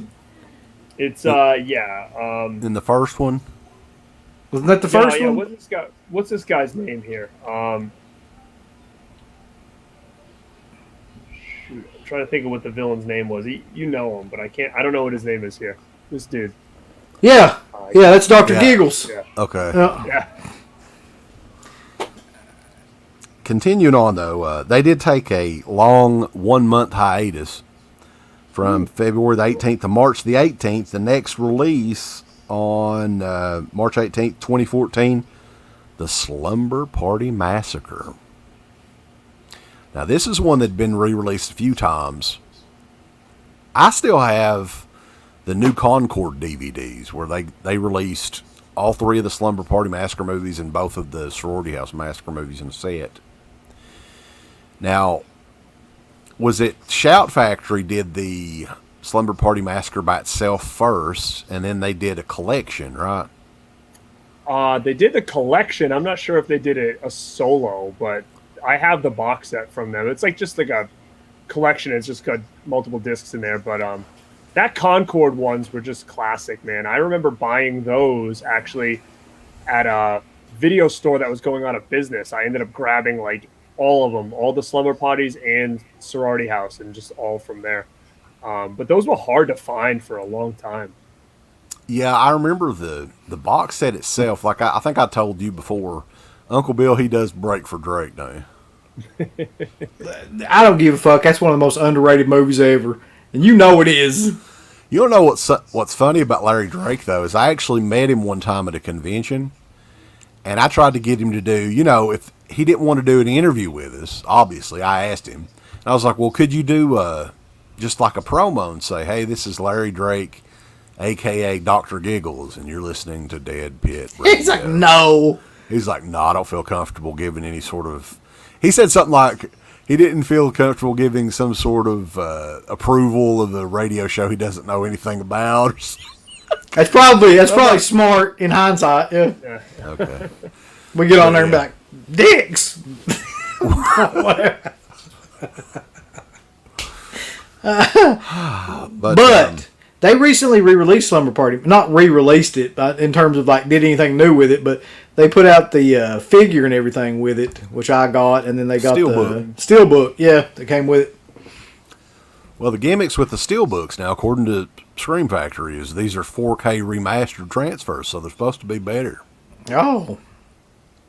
I don't know. I don't know how good Slumber Party Massacre can look anyway. I have no idea, but you know what? That might be on the list of movies I have the most of for some reason, because I do have the Steelbook, I do have this, and I do have the Concord, and I do have the collection one. So that's 4 Slumber Party Massacre. Well, I have the Concord box. Well, it's the Concord collection. I have the single Shout Factory release, and then I have the Blu-ray. So I've got 3 different versions. I need to go through that. I need to fix this shit. Make me some more, some more room or something. To be honest with you, though, I think Slumber Party Massacre 2 is actually a better movie. Because it's awful, but in a great way. I know you remember that one. It's got the Elvis impersonator guy in it. Yeah. Mm-hmm. Yep. It's a great movie. It's kind of a musical. Almost. Yeah, it is. It's like Grease, except awful. Well, it's better than Grease. And later on, they would do we'll talk about that later on, though. Yeah. They would do the sequels. And some of these movies, too, and some of these on this list here are out of print, and they go for insane amounts of money. And I'm sure some people on here want to stay tuned for that, because some of these these movies are fucking terrible, okay? If I had them, they would not be in the collection. I would sell them, Garrett. I'm just saying. Don't give in to peer pressure, but some of these are worth so much money. I don't know any of that. Okay. So you guys let me know which ones are worth anything, because I have no clue. I don't know what's in print, what's out of print. Well, one that I know is not worth a fuck is Beneath. That's the next one that come out on the 26th. It's some sort of independent movie, I think. I was waiting on it. You made a face there like you didn't have it. But, Yeah, right. He's going beneath, baby. He's beneath. Is that? He's beneath. What is that? That's What a the killer fuck is crocodile that? movie. It doesn't look like a crocodile. It looks like a goddamn. That's It looks like the thing from Beetlejuice. You know what? I did watch this when it first came out, and again, I don't think it was the worst. I think it was okay, but I also kind of getting this confused with another movie that came out around this time, which it was a found footage movie called The Bay, which, if you guys have seen, it's actually pretty decent. So I'm not sure if I'm getting this confused with that or not, but I think this was okay. But really? let me know. I think. There was another one that came out in April, Dead Shadows. He's in the shadows. Look at that shit. Slip. He's got the slippy. Look at that. Woo. Oh God, that's amazing. Dude, what am I batting 1,000 here right now? Yeah, I don't think you missed any except the ones you sold, and that's Yeah. The next one, if you've got this one, this is one that I believe is worth quite a bit of money. And it is. it is the Clint Howard crazed nerd movie, Evil Speak. There it is. Not a very good movie, but I think it's worth a very good lot of money on eBay. Last time I But if looked. this is on DVD, I may have it still. Which, if the DVD's worth a shit, I'll sell it. I'd have to look and see if I have it though. I watched it on Shudder about 2 weeks ago, and it's I don't know. I think I tried to watch it and I couldn't hardly get through it. It's been a long time. If I'm not mistaken. It's not very good. He's basically getting bullied in it. He's at this military kind of school, and so he uses a computer to get the devil basically to like take revenge. Yeah. Yeah. The next one is I've got a love-hate relationship with this. I just love to hate this movie. It's Final Exam from 1981. I think it's one of Dana's favorites. I've got it on the DVD, the BCI DVD, and that's good enough for me, I think. I think I can... Not that I'll ever watch I have that one again. still. That came out like around the same time with like, remember when they released what the hell? Savage Streets? And like it was a big deal. Yeah. I think that came out like around the same time. Yeah. BCI Did Code had Red some release cool that stuff. too? What? Did yeah, Code Savage Red Streets? release? No, Final Exam. They didn't release Final Exam. Oh, I don't think so. maybe. God damn! I thought somebody like that did around that time. But anyway, what's your opinion on that movie, Garrett? Because I've never heard you Final really say. Exam? Yeah. Again, man, I don't remember a lot about it. I keep getting it confused with like, what's the other one that came out around that time? Like Final Splatter Terror. University. I know one of them was like more of a comedy, right? Yeah, there was Slaughter High and a lot of them like that. that's another Yeah. one. So I kind of get those three like mixed up. So I would have to probably rewatch it, because let me look at the back and see if I can remember anything about it. It's just one of the most boring fucking movies, like in any genre, really. But some Yeah, I people love forget. it. I'm with Doug Connor on this one. Got to agree with him. I hate it. And the killer in it is just some guy. It's like, Yeah. there's no, You know what? I'm going to put that on my rewatch list then, because again, it's been so long, and I keep getting things mixed up with those other two that we just talked about. So Davey Collins is rewatch saying this that thing. Code Red did do a DVD of it. So they may have done the DVD in between the BCI DVD and the Blu-ray of Scream Factory. It's possible. Final Exam has a fake school shooting in it, though, too, which is... yeah. They wouldn't make that in a movie now. But and everybody was laughing during it and everything. Oh, you silly kids with your fake school shootings. Joe Bob, I did do a creepy, crappy movie review of that. I believe I did back in the day. So yeah, Final Exam, not very good. And that's one you can still get very cheap though if you wanted to just be a completist when it comes to those 80s slasher movies. Next one up after Final Exam is Nosferatu, the Vampire. I think that's another Klaus Kinski movie, right? Look at that fucking thing. Look at it. And Severin did the sequel to that recently too. Nosferatu in Venice, which evidently is really terrible, and that's kind of the selling point on it. Evidently. I bought it, but I haven't watched it yet, so I can't say much about it. Speaking of that, did you get anything on the sale? I haven't got my Severin order yet. I haven't even got anything about it. I got a shipping notice 2 or 3 days ago from them that stuff shipped. Yeah. Yeah, I haven't gotten shit. They probably do it alphabetically or something. It's the only thing I can figure out because Uncle Bill always gets his shit before me. Yeah, that's true. It's kind of funny. He's like, ain't nothing been sent to me. Fuck. Well, my shit gets sent to the neighbor's house or whatever, too. So. Did you buy the whole lot? Because maybe they do it that way. If you buy that big package, maybe they send those first priority. I don't know. Did you? I don't think he did.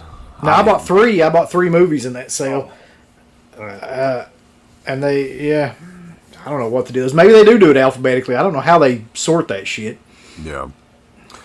So, next one up was a pretty big deal. And it got released because I think Anchor Bay Entertainment was the last company that released it on anything. And it was on DVD probably, 10 years earlier from this. And that would be the collector's edition of Sleepaway Camp. There you go. I actually have that one too. You want to hear a funny story about this? Sure. This exact copy of Sleepaway Camp I got in a pawn shop for $4. Wow. Is that out of print now or no? I think it is with the slip cover, but wasn't. I got this bad boy. Listen, that's awesome.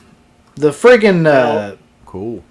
The sequels to that film go for if you got any of those, they go for an insane amount of money on eBay.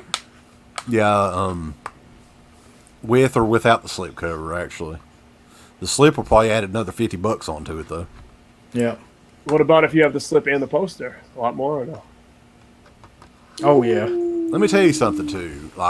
Honestly, most of the time you're not going to wait too long on this. Occasionally you'll have a Dawn of the Dead and you'll have to wait 5 or 6 years for it to come out. The Sleepaway Camp movies are going to be re-released. Somebody's going to re-release them at some point. Mm-hmm. So, I'm fine. If I were in your shoes, I'd be fine watching the DVDs and just selling them for crazy amounts of money because once the new editions come out, those aren't going to be worth anything. I know. That would be the smart thing to do. So, because even Scream will probably put them out in 4K anyways. They will. And I liked the cover art on these 3. Did Nathan do these? I think he did. Yeah. Yeah, he did. He made them all look like they belong together, which is always really cool. And that's why I kept those posters as well because they just work so well together, side by side. So Jerry said that the last time he checked, Part 2 was going for over $200. Yeah. That's like those steelbooks. Box sets too from Anchor Bay. Had you known about the Halloween the new Halloweens, you could have 2 weeks ago, you could have got $150-$200 out of those too, probably. You probably still could, to be honest. The way people are. Well, I just threw the steels up there, so I'll let you know if I end up getting rid of them. Yeah, I've got it over here. I shit you not, This one right here, right? This was out of print for a long time. Yeah. Do you remember when the pre-orders come up for this again, Garrett? I think you were the one told me about it, or somebody told me about it. And it was $13.99 pre-order. So I bought 2 of them. As soon as I got them in, I immediately flipped the other one for $30.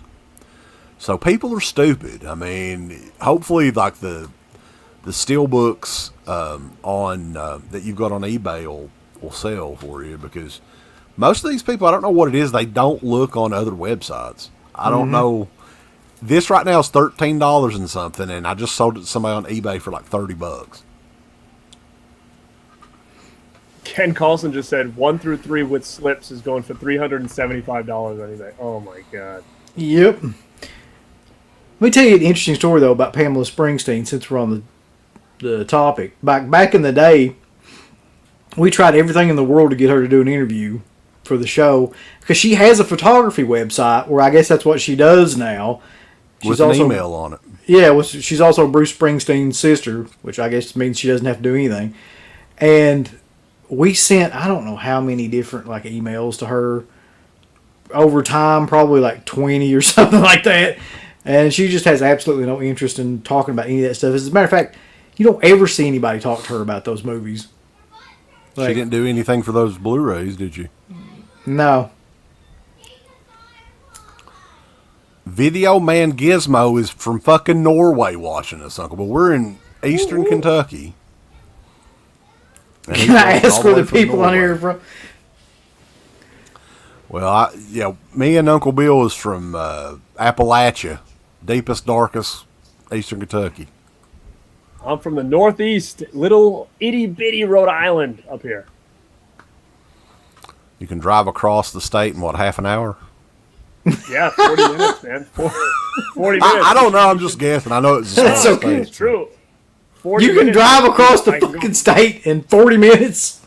Yeah, I know what sucks is when I actually get into other states, it's like I freaking get pissed off because I'm like, when is this state going to end? Like, to me, Connecticut feels like it's like the biggest state ever. And I'm like, what the fuck? It takes me 2 hours to get across this freaking state. Yeah, I mean, it's bad because everything's so close. So when you actually go to like, I remember being in New York City one time and I knew a girl that lived in Albany. And I remember like messaging her and be like, I'm in New York. And she's like, dude, you're like 6 hours from me. Come down. Like, you know, like I have no concept of like distance being here. Like I really don't. Like even Boston is only an hour from my house, you know. How far are you from Pennsylvania? So I drive down to Monster Mania every year, and it's right on the southern, it's like basically on the line of Philly. And it takes me like almost 6 hours to get there. Okay. So yeah, it's kind of a trip. That's driving. If I took a plane, it takes me an hour by flight. I've been keeping up with this this drive-in movie theater that's in, I was going to get the town, Lehighton, Pennsylvania. It's called the Mahoning Drive-In. Yeah. And they do like a Friday the 13th marathon every year with like 2 or 3 of the Friday the 13th movies. And they do like horror screenings all the time and stuff. And I've talked to Sarah about maybe going up Listen, there at some it's point. Pennsylvania is not a bad. If you're going to go to Pennsylvania, though, you got to go. You might as well just go ahead and go up through like Pittsburgh and see all the shit that's like the Night of the Living Dead and the Crazies and the Dawn of the Dead, Day of the Dead. All that stuff is up there. Yeah, like I mean, dude, that might be something cool. Like if we can get together and figure that out. Like, dude, like again, it takes me, if I took a flight from here, it takes me literally to to Pennsylvania, like an hour flight.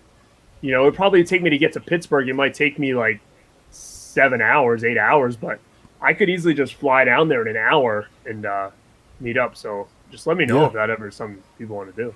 And I don't know if you saw this or not, but like, and I don't know if you care or not, but Joe Bob's doing like a live thing from that drive-in too in the upcoming future. They have a lot of cool stuff. I mean, genre stuff mainly too. It looks like they do a lot of horror screenings and stuff up there. So, but continuing on here, where were we at? Sleepaway Camp. So the next one, damn, we're still in fucking May. Let's see if we can go through these pretty quick here. House in the Alley. I've never heard of that. He's got it. I don't know.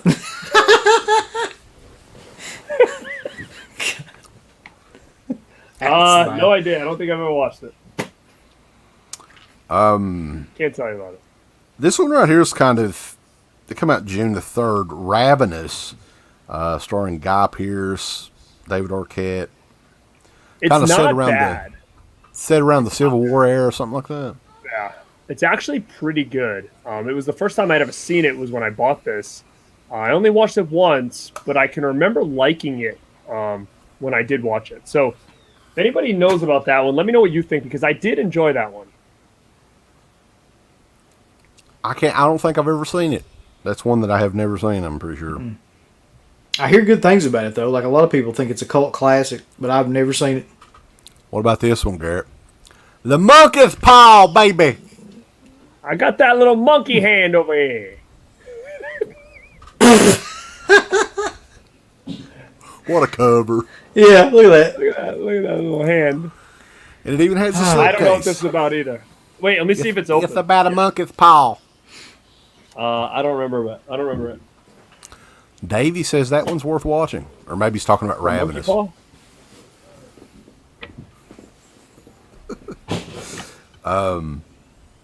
Let's see here. The next one, July 1st, The Final Terror, which this is a movie it's a cure for insomnia for me. I mean, I don't know what you guys think, but Rachel Ward's in it, Daryl Hannah's in it. It's a slasher movie, but isn't it like an alien or something is the killer or something like that? Dude, you know what? A lot of these, yeah, it is an alien. A lot of these movies, they all seem the same to me. I forget now. Like I'm looking at this and I'm thinking of another movie called like Humongous. Remember that one? Yeah. Like I'm getting confused on like what is what here. Like there was like a lot of those movies, like the wilderness slasher movies and stuff around that time period. Yeah, they're all in the woods and stuff, but they all tried to have some sort of little gimmick around them that not the other ones didn't do. And this one, the fucking killer was a damn alien or something. Like, give me a break. But the movie is crazy boring. It's fucking terrible. Like I would honestly say that this one's worse than The Final Exam. Great. Good stuff over here. So, next one up. This one I remember when this one came out because it was kind of out of nowhere. And it's like, really? It was Lake Placid. Yeah, there you go. Yeah, like, why is this a collector's edition? Tell me. I don't think it should be, no? No. A lot of people really like that movie, though. Like, I've always kind of been indifferent to it. It's got, like, a couple of good things, mostly, like, Betty White, but there's a lot of people that love it. So Doug is saying that this one, we were talking about Final Terror, it's a straightforward slasher, no alien, it's a mountain woman. Okay. Maybe I do need to rewatch it then. Maybe I'm thinking of something else. I do remember it being boring, though. Anyway. It's a mountain woman. That's right up our alley. It's Mamie. Lake Placid. I don't really remember. I know I've seen Lake Placid, but I don't really remember it at all. How about you guys? It was one of those, like, it seems like one of those, like, sci-fi, made for sci-fi TV movies. It was around that time where they were still trying to figure out CGI, which I still think they're still trying to figure out CGI, but, yeah, it wasn't anything. It was like a weird late 90s horror. I never was a big fan of it, but. I don't know. I've got a soft spot for, like, killer crocodile animal movies, I guess. Like any of those movies like Alligator or Grizzly and all that stuff. Alligator 2, The Mutation, yeah.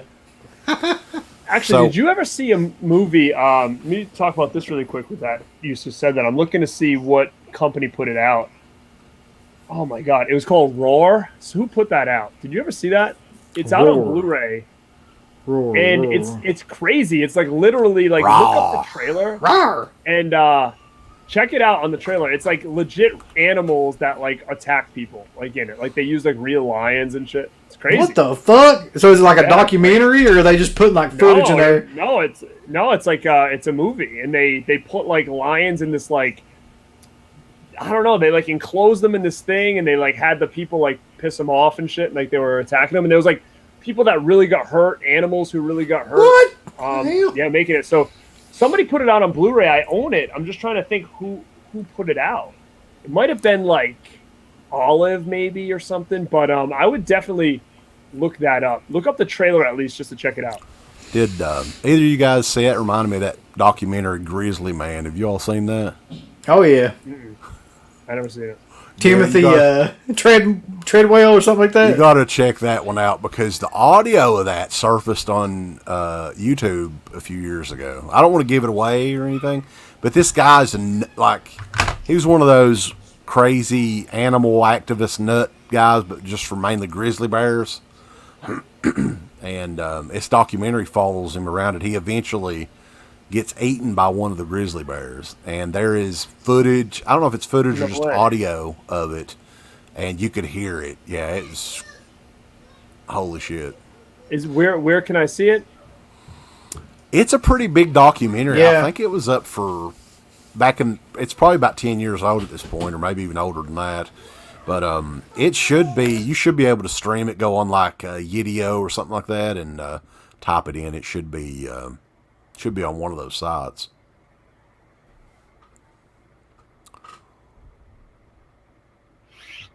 No, people are talking about Roar in here. Roar.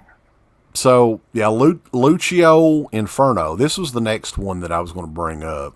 And this one is worth a lot of money, Garrett. That one is worth crazy money. You know, shouldn't want to keep Deadly Eyes. Deadly Eyes, baby. Unless you've got a big attachment to Deadly Eyes. Unless you love him killing rats. It's one of those ones I was thinking, when I was putting the pile together, I was like, I should probably rewatch this one because I don't recall it too much. So there's no real attachment here. I wouldn't mind checking it out, though, again. So did this not have a DVD, or did it? I don't remember if I don't think it did, yeah. I think that's the only release it ever got. Yeah, Deadly Eyes, like that. I can ask a couple of people in here. I think Deadly Eyes is one of the most valuable Scream Factory ones that's out for some reason. Matt says sell Deadly Eyes and get all the Scream Factory Halloween 4K. Yeah. Yeah. Jerry L. He thinks the audio's. I don't think the audio's fake. I listened to it. I mean, it sounded pretty real to me. But he says that it's streaming on Amazon Prime. If you want to check it out, it's a really good documentary. Either way, I mean, Deadly Eyes is $102 on eBay right now. Holy mac! Did it come? That one did come with a. That's just a standard release, isn't it? Yeah. Oh, okay. Well, say if it come with a poster, man, you'd be, hell, you could make like a down payment on a car or something. Deadly Eyes, you got those deadly eyes. Oh, yeah. That's what the edited Hell Lord song would be. We'd change it to Deadly Eyes. Make that the theme song. Next one up, and oddly enough, yeah, this one was the other one that I found at Goodwill for $4. I couldn't believe it. It's a good one, man. It's a great movie. Ginger Snaps from 2000. Was it 2001?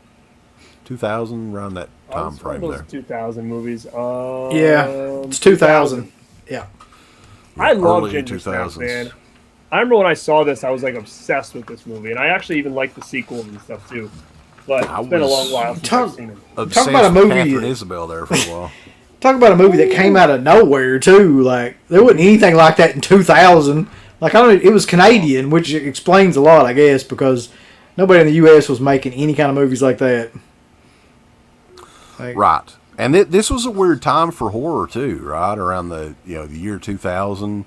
Yeah. There wasn't. I mean, this was just the tail end of the Scream era, and it was kind of in a holding period there. So it was an interesting movie that came out. Well, you had this one and Dog Soldiers, and there's a couple of Ravenous, I guess, was one that came out around that time. Just kind of a weird, it was a placeholder time for the genre, if you will.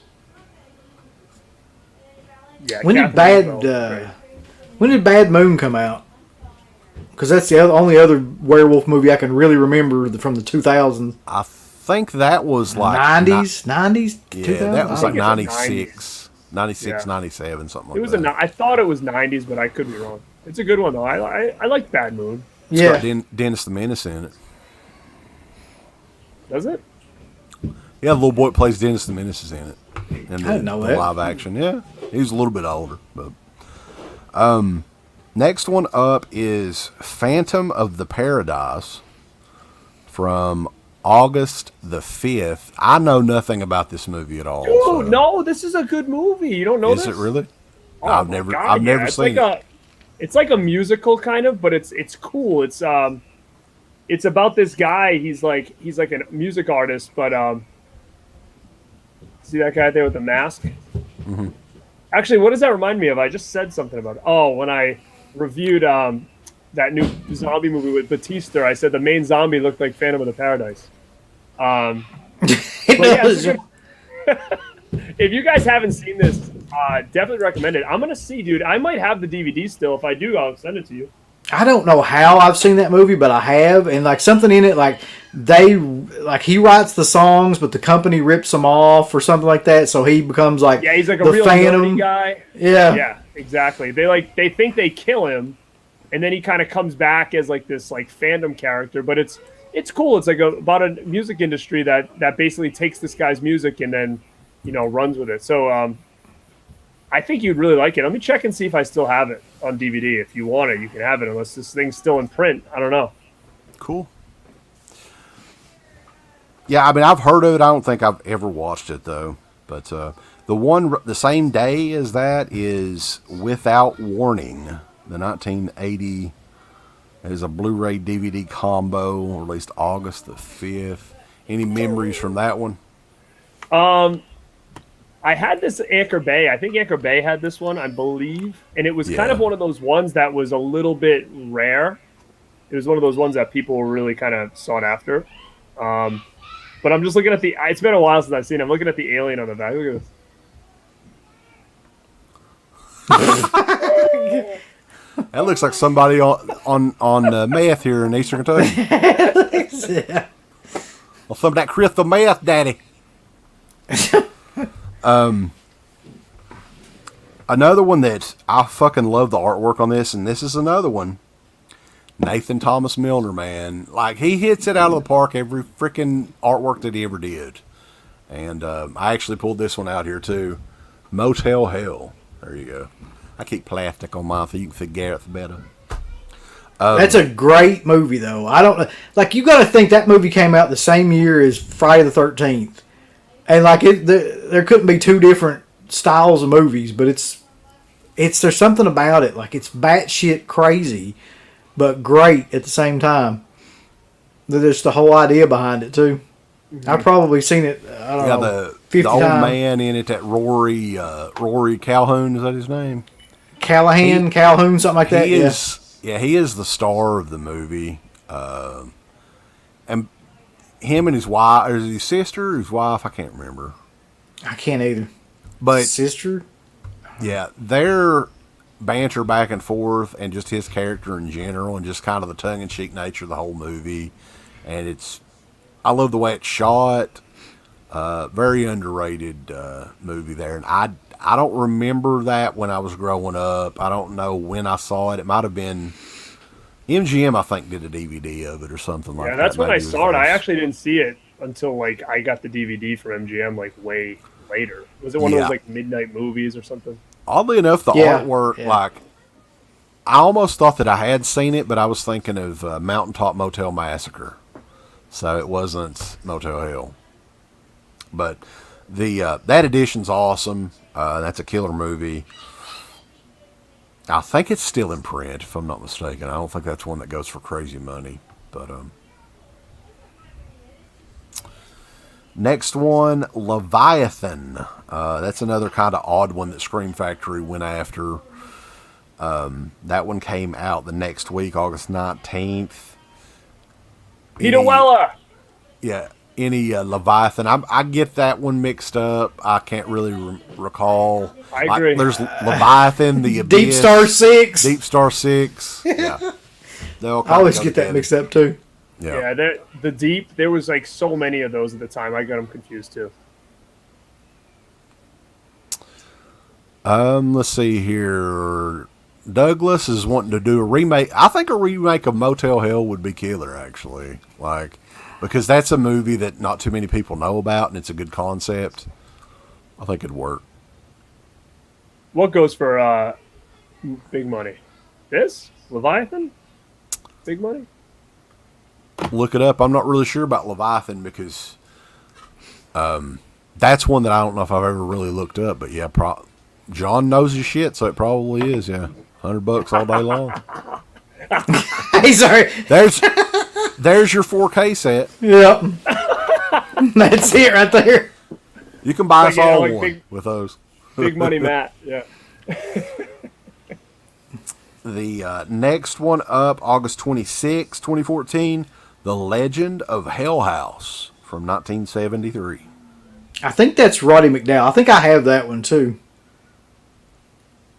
I think I've got that one on DVD. If I'm not mistaken. Yeah, it's Roddy McDowell. Yeah, it is. That's actually a pretty good movie. It's like an older Hammer style kind of. It is very Hammer style. Like haunted house movie, yeah. Hammer time. Rounding out though the second year, I guess the last major release, and this is a good one. I love this movie around Halloween, and it is Pumpkinhead, baby. Pumpkinhead. Now, who did the artwork on that one, Garrett? I can't recall. Is that Justin Osborne, maybe? Nathan usually signs his name. I don't see anything here. Okay, I think Justin just has like Osborne or something on it, but that's a killer artwork too. I'm not sure. You know what? I do think I might have this poster if anybody wants it. Greg Caldwell says Justin Osborne is the artist, so great job on that one. And that movie's just killer. It just is. I love Pumpkinhead. What's his fucking name in that movie? The witch says it. Like that's one of the best scenes in the movie too, where she's talking to him. What's the character's name? Somebody in the chat. Yeah. Ed Harley. Ed Harley. Yeah. Oh yeah. The makeup effects, and I mean, I know it's Stan Winston's team and everything, but Jesus, I mean, still to this day, or last time I watched it 3 or 4 years ago, or whatever. Like, this is a movie that came out in 1988, and it on HD, it looks great still. You know, there's not too many movies that you can really say that with from that time period, from 30 plus years ago. What a great simple idea that movie had too, which is a group of like city folk come in and like accidentally end up causing this boy to be killed, and then he finds this monster, the father does, and actually he finds this witch who resurrects this monster Pumpkinhead to take revenge, and that's the whole movie. Yeah, I mean, it's like you said, it's so different, but it works, you know? Yeah. Yeah, and it's Lance Henderson's great in it. Yeah, Lance Henderson, that's what I was going to say. When there's that one scene when they go back to check on the kid and just that look that Henderson gives them, I mean, it's like, holy shit. Yeah. So, yeah, he was great. He was method, though. I remember the story, like, that he told on one of those commentaries where he was doing Near Dark, and like he would not take off like the outfit and shit that he had on, and they were driving around and like a cop pulled him over, and he was just like staring down the cop because he was still in character as like the vampire, and like about got himself arrested. That's awesome. Greg Caldwell said, "Think of this though. He had the choice of seeing this or Halloween 4 in the theaters. Together, they were both in the theaters at the same time. He picked Halloween 4. I probably would have too at the time, because who the hell knew what Pumpkinhead was? You know, though, like, that's just crazy, though, from that time period, all the great stuff that you had a chance to check out. Mm-hmm. And now just how, and we're not even talking about, I mean, you can just go by standards of a couple of years ago before COVID and everything. How many theatrical horror movies were there, really? A handful the entire year, maybe. Yep. But rounding out the year, I have no clue what this is. He's got it. I know you've got it. Yeah. He does. Get your batteries ready. Who put that out? Duracell? Was that Duracell you know Studio? What's funny about this is, I'm trying to think who wrote this or directed this or whatever, because I think whoever it was just came out with like their follow up to this, which wasn't a sequel, but like their follow up movie. Because I heard a lot of hype about it, and I can't remember who it was. But I remember people saying like, "Oh, it's his follow up to Battery." And honestly, I don't remember much about this movie, so I don't even know if I ever watched it. So if anybody knows what the new movie is that this person did and whoever directed this. So yeah, that rounds out the year, the second year of Scream Factory releases, and it's just insane. Literally, it took us like 2 hours to go through the releases from, September to September. I mean, think about that. That's 12 months, and I mean, how many did they come out with per month? I mean, that's insane. It's nuts. But yeah, I mean, year 3, they don't slow down at all. No, I was looking at that. Like, it's just continuously. We definitely have some interesting shit to talk about with year 3, and I'm going to try to get something together for the whole Nightbreed thing as well. Because that's just, we talked about it on Region Free when we were on there the other night a little bit. And I think people overall have kind of forgot about what they did. And I want to catch people back up on it because I found some stuff, and we're going to put together we'll have a little clip video. It'll be like Pizzale's show and say, oh, let's cut to 2014. What happened? The year Scream Factory pulled this shit. So now I looked really quick on this, and does the Halloween box set come out in year 3? It is. It's the first release. That to me, like, I just feel like that feels so much like it feels so much newer than Nightbreed. I don't know. It just does. I was shocked that was only year 3. Like, I feel like I only got that box set like a couple of years ago. So that's kind of crazy to me. Yeah, 2014. It's been what, 8 years ago, or 7 years ago? Dude, does that make sense that like you had this Halloween box set 7 years ago? No, it doesn't. Actually, now that you mention it, like, it feels like so now now it's like maybe we should lay off them re-releasing it because it has been 7 years. Right. It feels like it was like 2 years ago. Yeah, I know. But yeah, I mean the releases as far as it definitely just looking at the first couple of months for the 2014 season, I guess we would say, for Scream Factory. Man, I don't know how you afforded all this stuff, to be honest with you. It's a lot of stuff. I mean, it's way more than what they're doing now, for sure. Yeah, so, what I was doing with this was the collector's editions I was buying through the site, and there was this store near my house that's no longer exists. It's called Movie Stop, and they used to have tons of, like, used and new stuff, and I basically would pre-order stuff from them, and if you pre-ordered stuff from them, you got like an extra $5 off. So a lot of these like non-collector's edition titles like ended up only really costing me like a lot of them were like $12 or something like that back then, maybe 15 tops. So I was able to score them for a really good price back then because I had like a little deal with that store. So that's where I got all these non-collector edition ones to kind of make it a little bit cheaper. So. But that's all I can remember about that. Yeah. What I remember is interesting, though, is like after, I think, 2014 or so, I really almost completely stopped buying Scream Factory stuff. Mm-hmm. Like, I think it was around the Nightbreed thing where I was being very picky about the ones that I got because that pissed me off so much. Yeah, I think that's when, right around the time we both kind of fell out of buying anything from Scream Factory. I think the Halloween box set might have been one of the last like big things that I bought from them. Yeah. So, I mean, I bought some stuff since then, and I did buy a few things here and there. But it'll definitely be interesting to go through more of these. And these shows like this are always fun to do. Like I said, I mean, it's just like a rapid fire kind of random thoughts on this movie and that movie. Yeah, I'm curious to see like you guys have seen. Like I was just going nuts with Scream Factory these first 2 years. Like I didn't miss a release for the first 2 years. I don't think I have everything from year 3, but I have to look. But there was a point in time where I just was like, I can't keep doing this because they were releasing a lot of stuff that I had just recently bought on Blu-ray and they happened to grab the rights to. And I was like, I'm not double dipping on like, what's that one there? The one that Sam Raimi did. Drag Me to Hell. Movie. Yeah, like I wasn't going to buy that. I already had it on Blu-ray. Like it wasn't going to happen. So I'm just curious to see like what years and stuff I started to really dial back with their releases. Yeah, like I said, we'll get into these. It's odd that they've been around that long. Anthony, appreciate it, man. Thanks.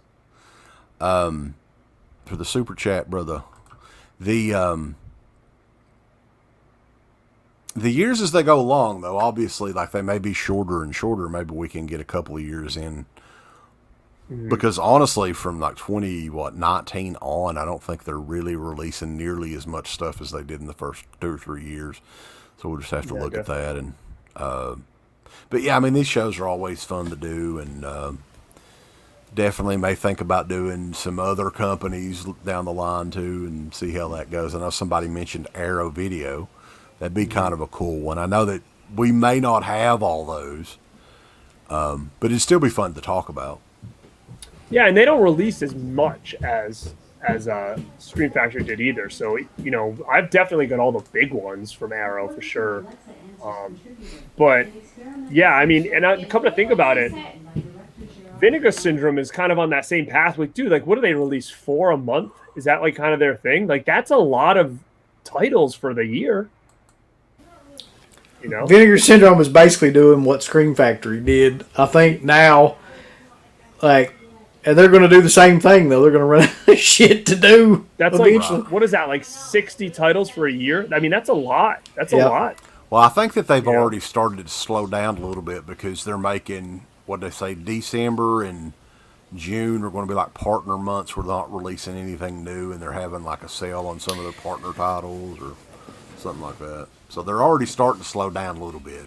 I think we should go back and do like Anchor Bay. Oh, dude, like, I would love to do Anchor Bay. Just talk about, you know, at some point in time, the stuff they released just to like DVD and stuff.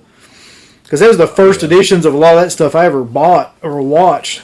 Let me tell you something, though. Like, the Anchor Bay, you could do the entire run of Anchor Bay, actually. I mean, that I don't have all that shit, but maybe together, combined, we might have a lot of it. Yeah, I think maybe once we're done the whole Scream Factory thing, like we should work on the Anchor Bays, especially like that old one with the little boat, like that little tag logo on it. You know, they've changed it throughout the years and stuff, but like that was the time where, in all those editions with the tins and the big boxes, and you had those Sleepaway Camp ones and all that stuff. Like I would love to see what you guys have and as well. So I think that would be definitely a cool one to go through. Maybe do it in like instead of doing it year by year, like maybe just do a couple parts, you know, like we each bring a little bit to the table. Yeah, we can figure it out for sure. Greg, I'm the same way. He says, I have a hard time getting rid of my Anchor Bay DVDs. I don't either, man. I don't get rid of them. There. No. I've still got them back there on the shelf. I can remember. That was the thing that you did back in the day. It was like you go into a video store or like a DVD store and they had like a wall of, you just look for that little, you scan and look for that little Anchor Bay thing. I still do that actually, like at Goodwill and stuff. Yeah. Like, and there's still some of them out there that are worth a lot because they have not converted over. Like my uncle has one. You guys may have this, but I do not. It's called Times Square. And that's another one that hasn't come out at all. And that was rare then. So I can only imagine what something like that's going for now. And Midnight Hour is crazy. Yeah, that's the one Felsher always talks about. Yeah. It's on YouTube, though. I mean, we could still maybe review it and talk about it or something. Did you guys hear a rumor that, you know the partner label Fun City that works with Vinegar Syndrome? They do some good releases, and somebody said they think that's where Kenny and Company's coming from, if anybody's heard that. Well, that would be fucking hilarious, because that guy was like, I had no idea. Oh, really? Oh, that's right. You did mention that to him. Yeah. Yeah, I can flat out tell you that he wouldn't say shit either way, if he didn't or did. Yeah. He's like, Times Square's coming to Kino? All right, that's good to know. Thanks, Ken. So, but yeah, I mean, we appreciate everybody sticking around with us. Again, it was a 2-hour plus stream. So we will definitely figure something out and maybe in another month or so do year number 3. How does that sound? How about Love that? it. Love it. Thank Alright, you guys guys. so much for. It was a doing lovely this. time. It was fun. Yeah, it's always fun to BS with you guys, and I'm glad Uncle Bill could make it, and we'll have to prepare for. There's that fucking cat again. God damn. It's just that's so great just to wait for it. Scurries by. I think that mousetrap was from your house, brother.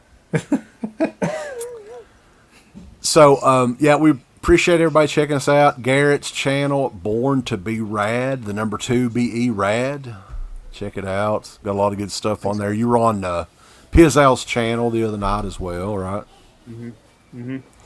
Check all that out. And, yeah, we've got more stuff to come. I need to make a list and say the, have people have like a script of what they say at the end of videos and shit. I need to get on that. You mean like a pitch? Comment, subscribe, video response, post. Share it. Fuck. It's up to me. Show us your abs like J Real.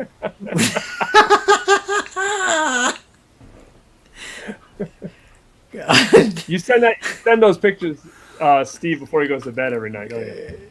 Yeah, I'm like, He's already got him. He's saved on his phone, I'm sure. Oh! Oh, God. Steve, touch my abs, Steve. But hey, when we sign off on here, I want to talk to you about something funny. Okay. Well, we're going to get going, guys, and check us out next time on Born to Be Rad or DEADPIT.com.